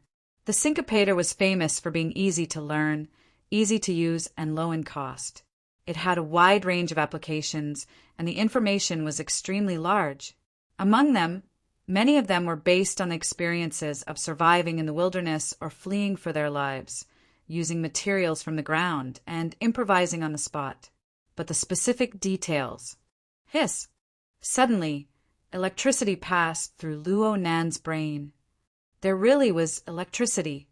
The external neuron coiled in the depths of Luo Nan's brain was radiating electricity at this moment, manifesting its existence. The sizable flow of information poured into Luo Nan's perceptual plane in this form. It formed images, scenes, blueprints, and words that quickly flipped through. The vast majority of them were extremely familiar, and they were highly related to the problem of the scintometer that Luo Nan was currently pondering over. Luo Nan even saw the contents of the fantasy mimicry skill chip given to him by Lieutenant Go Yi. Luo Nan's mind was in a trance. He heard Zhang Yingying urging him on the blueprints. Luo Nan responded as he used the external neuron search and organize function to comb through the flow of information. There were keywords such as syncopator, ice, structure, and other keywords in his mind. The corresponding solutions were simply queuing up to jump out of his mind. It was so comfortable. Luo Nan studied and worked within the game scene. This was the state he was in. It wasn't some great invention that would shock the heavens and make the gods weep. The predecessors had researched it and formed a system. How delightful it was to use it on the spot. This was much better than tormenting and fumbling in the mental domain by himself. He had many mature solutions as a reference. He made fine adjustments to the design on this basis. His train of thought flowed smoothly, and he finished the draft after chatting with Zhang Yingying for a bit. I just sent it over. Zhang Yingying laughed. Don't be a scribble. The boss doesn't have the leisure to read your psychic drawing. Huh. Zhang Yingying didn't say anything after that. 7 or 8 seconds passed before Luo Nan couldn't help but ask her, "Is there a problem?" Zhang Yingying went, "Yeah." Then she corrected him, "No. I mean, what's this called again?" "It's the scintometer, big sis." Zhang Yingying wasn't annoyed. She simply evaluated. "It seems quite interesting." She paused for a moment before letting out an emotional sigh. "Speaking of which, this is the first time I've been able to understand a drawing you've drawn." "It's not that I understand it. I just have a general understanding of the flow. The portrait doesn't count." "Is that a compliment?" "Of course. It's not just me. You can go ask Bamboo Pole and the others. In the past, you were like a heavenly steed soaring into the sky. In times like this, either we're idiots or you're mentally ill. Choose one of the two. Which one do you choose?" Luo Nan decisively chose neither. Zhang Yingying didn't know what sort of resources Luo Nan had used to complete the scintometer blueprint. She didn't know how many circles Luo Nan had gone in. She had a misunderstanding that wasn't too big nor too small. She asked casually, "Did you rely on this to realize your water vapor clone?" "Ah, there's a bit of a difference. I definitely need this right now. I understand." The small misunderstanding didn't affect Zhang Yingying's ability to understand. "I'll give it to the boss right away. Don't worry. With my understanding of the boss, a toy of this level isn't a problem." "All right. Thank Her Majesty Empress Wu on my behalf." Luo Nan didn't know if Her Majesty Empress Wu was by Zhang Yingying's side right now, but he still had to say what needed to be said. He reminded her in the end, "Notify me when you're done. There's still the assembly segment. I'll need your help then." "No problem. You don't need to worry about time. At most, I'll notify the cockpit and have them circle around the Pacific Ocean a few more times." "Oh my, I owe you a favor. It's good that you know. Go on your knees. Go." Luo Nan really wasn't good at being talkative. He could only retreat in defeat. But speaking a few more words always made his mood a bit better. He laughed as he hung up the call, but he soon restrained himself a bit. Her Majesty Empress Wu's face flashed before his eyes. It was uncertain. Luo Nan pondered for a moment and tossed these thoughts to the back of his mind for the time being. He contacted Yin Lu again. Yes, this was done through the external neuron adapter wristband. Yin Lu clearly wasn't used to this sort of method. She asked probingly, "Mister?" "Where are you?" "I'm on the front deck." "I'll be right there." "Okay, no need. I'll send you a set of blueprints. Give it to the Master Guard and have them work on it as soon as possible. The materials are divided into 2 types, skeletons and metals. We need 2 of each. No, for base numbers. The specific number and requirements are all written on it. At this moment, Luo Nan thought of the external module of the frozen alive installation. He learned from the previous example of a shortage of syncopators, so he casually doubled the number. Yin Lu had just responded when Luo Nan said, "There's also T-City. It's more convenient for you to make arrangements. Prepare some as well." T-City? Ah, yes. Is the same number okay? It's enough. Luo Nan didn't want to bother Her Majesty Empress Wu too much. Moreover, the materials for the water crystal were worrisome based on the data. Luo Nan could only deal with it temporarily. In the end, he needed to return to a mature material plan. After giving these instructions, Luo Nan casually asked, "How's the situation over at T-City?" Chapter 941. Luo Nan was just speaking casually, but Yin didn't dare to take it lightly. She immediately said, "I was just about to report to you. After Cadman was crippled, some changes have occurred in T-City. Currently, the Blood Flame Order that Yin was managing was in an extremely complicated situation. Cadman's fall had created a huge power vacuum in the T-City local faction of the Blood Flame Order. It was the perfect time for the Xia City headquarters faction to fill the vacuum. But at the same time, Mrs. Halder's whereabouts were unknown. Yin Lu, who held the power on behalf of the Blood Flame Order, was thousands of kilometers away. The Xia City headquarters faction was more or less slow in their response. After losing Cadman, the local tyrant, the Blood Flame Order would become an outsider in D-City's territory.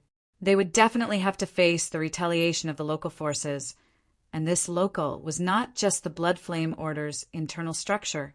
Luo Nan wasn't good at this kind of thing, but as the new boss of the Blood Flame Order, he had to show some concern.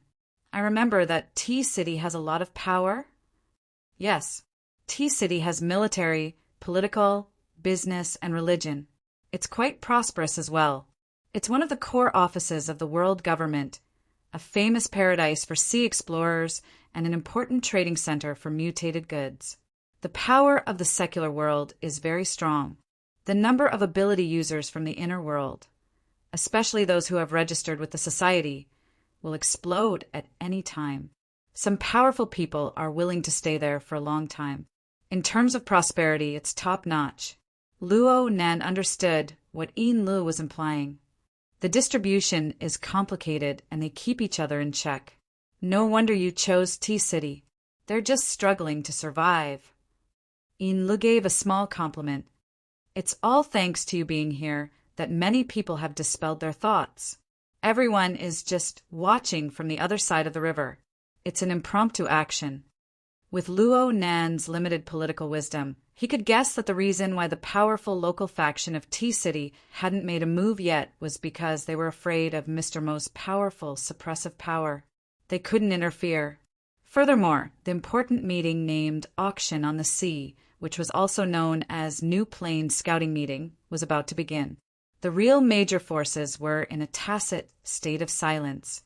What's more, they didn't know that Luo Nan, who was playing the role of Mr. Mo, had exhausted his strength from playing games.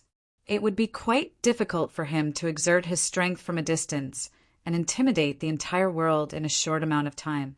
Needless to say, as long as he was beaten to a pulp by the true gods and Pope of the Amaterasu cult, the situation in D-City would definitely change again. It was probably because he had jumped out of the chess game for a period of time. His mind was empty, and Luo Nan reflected on his own actions.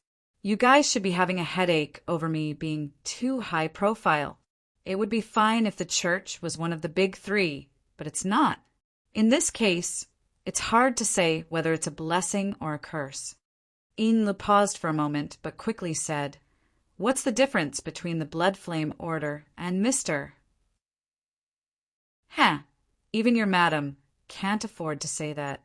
In such a situation, if Madame Halder were to step forward, given her current level of power, be it in terms of intimidation or authority, it would be the best for the Blood Flame Order. But did she stand up for him? It had been over 10 days since he killed Gong Chi, but there was still no movement from that side. His injuries were too severe, and he needed time to regenerate his flesh and blood? That's not right. The situation over there could be hidden from anyone, but it could not be hidden from Luo Nan. Was it a hidden pawn plotting a grand scheme? Or was it purely emptiness? It was said that many people would be dominated by a so-called feeling of emptiness for a period of time after they completed a certain long-term goal. Unfortunately, Luo Nan was unable to empathize with them. As he continued to advance in the process of opening up formatting theory, the resources he grasped continued to accumulate. Inexplicably, his enemies grew more and more numerous. They filled the entire world. Right now, he didn't even need to use his own motivation.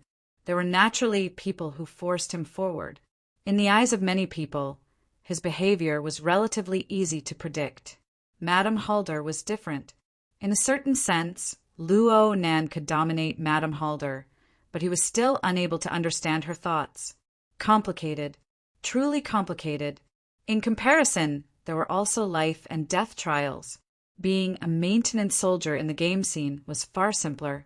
Le didn't know Luo Nan's current situation and mentality, but she knew what Luo Nan was most concerned about.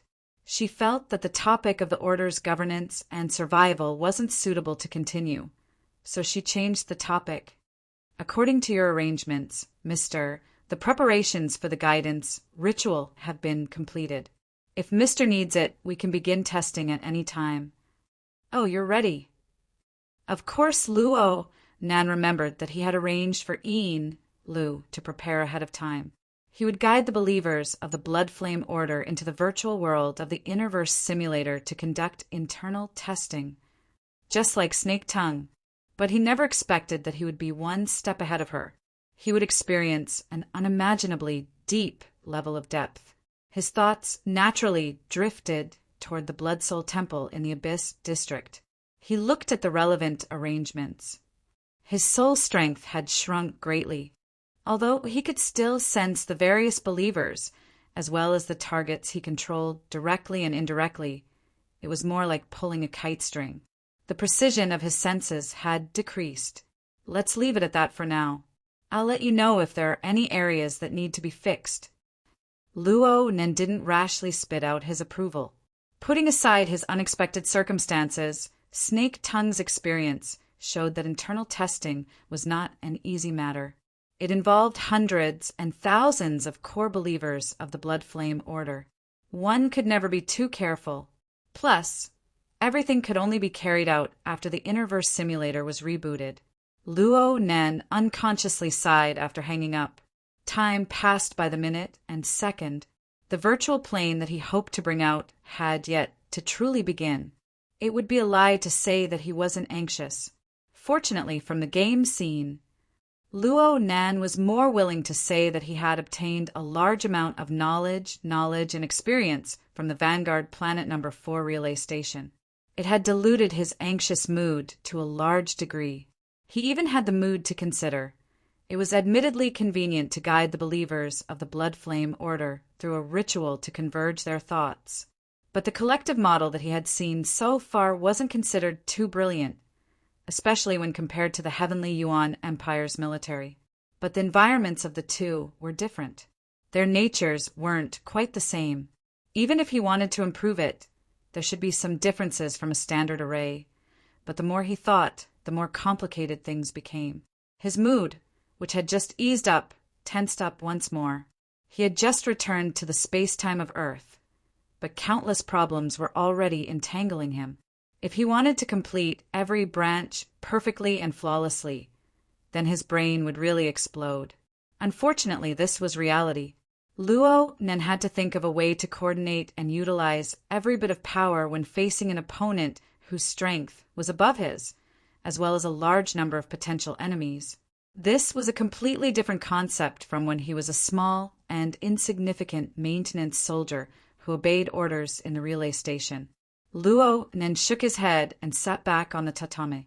He wanted to empty his mind, but then he heard familiar footsteps outside the cabin at this time. He didn't know why Lu, who had just ended the call, had come over. "Mister." "Come in." Ian Lu swept a glance at Snake Tongue out of habit after entering the room. She was a bit used to seeing this person's terrible state. Perhaps this person and Luo Nan were fated to clash? Ian Li's gaze turned to Luo Nan. She was just about to speak when she was startled. She couldn't say what she was feeling. In short, there were some changes compared to when they spoke in the morning. Luo Nan had just sent the syncopator blueprints over. He saw her appearance and found it quite strange. "Is something the matter?" Ian Lu hurriedly calmed her mind and lowered her head. "I just contacted Master Shou. I've already sent the syncopator blueprints over. But Master Shou specifically mentioned that he wants to see you." "Oh." He said that there are two matters. The first is to inquire about the usage of the second version of the exoskeleton frame. Well, I haven't had the time to try it out yet. Luo Nan's gaze shot to a corner of the cabin. There were 3 metal boxes placed side by side. Ian Li's previous arrangement was still the same as before. "I've also spoken to Master Shou about this, but he mentioned that his partner, Mrs. Jiang Zhong, also wants to meet with you, Mr. Jiang Zhong. She's the technical director of the Great Marsh Processing Factory." Luo Nan interrupted Ian Li's words. "I know this person. She was among the people that Goto Masayoshi kidnapped that day." Luo Nan's memories flipped to the figure of that woman as he spoke. Most of the time, she was a quiet and low-key woman. She wasn't too eye-catching. Don't forget that Luo Nan spent most of his energy on the distant confrontation with the Pope and the true God. He also spent his energy on the high-level conference of the inner world that was convened at the same time. For him to be able to notice this person under those circumstances proved that this person possessed some sort of attractive quality that attracted his psychic senses. Or perhaps replacing the word quality with inharmonious or doubtful point wouldn't be a problem. Luo Nan ran through the image of Jiang Zhong in his mind and asked Ian Lu, "Did she say why she came looking for you?" Ian Lu shook her head slightly. Master Shou didn't speak in detail. He just said that she's a partner who advances and retreats together. She came to pay a visit. Normally, Ian Lu could refuse, but she clearly understood that the veteran held a rather high position in Luo Nan's heart. There was no need to offend him for this sort of thing. Sure enough, Luo Nan didn't refuse. "Okay, I have to give Master Shou face. Let her come. Let them come to the yacht." Luo Nan looked around. "This place is pretty good. It's just outside in the living room. We can talk about the exoskeleton frame and the matter of the syncopator.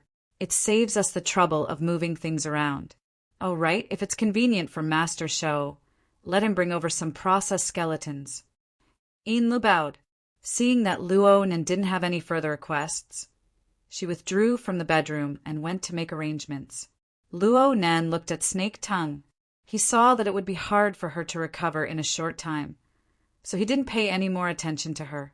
He thought for a bit and walked to the location where the metal boxes were placed. He randomly picked one, placed it flat on the ground, and opened the lock. The space inside was opened up, and the exoskeleton frame, which was folded in a special manner, slowly stood up with a slow rhythm, revealing its complete structure. The toughness of the oxoskeletons and the shape memory function, formed after first-rate processing, were fully displayed. Luo Nan had his eyes on this point, so he let the veteran take charge of the syncopator production. This was the second version of the exoskeleton frame. It was designed before Luo Nan contended with the 2 powerful members of the Amaterasu order. Later on, Luo Nan redesigned the third version based on the injuries he received after the battle. Every design was an improvement. The improvement was just a bit too fast, so much so that the results of his thinking far exceeded the material supply. Hiss! Luo Nan suddenly sucked in a long breath. His reaction was a bit big. Even Snake Tongue, who was behind him, raised her head to look over. She saw Luo Nan smack his fist against his palm. He said hatefully, "It's getting rough again."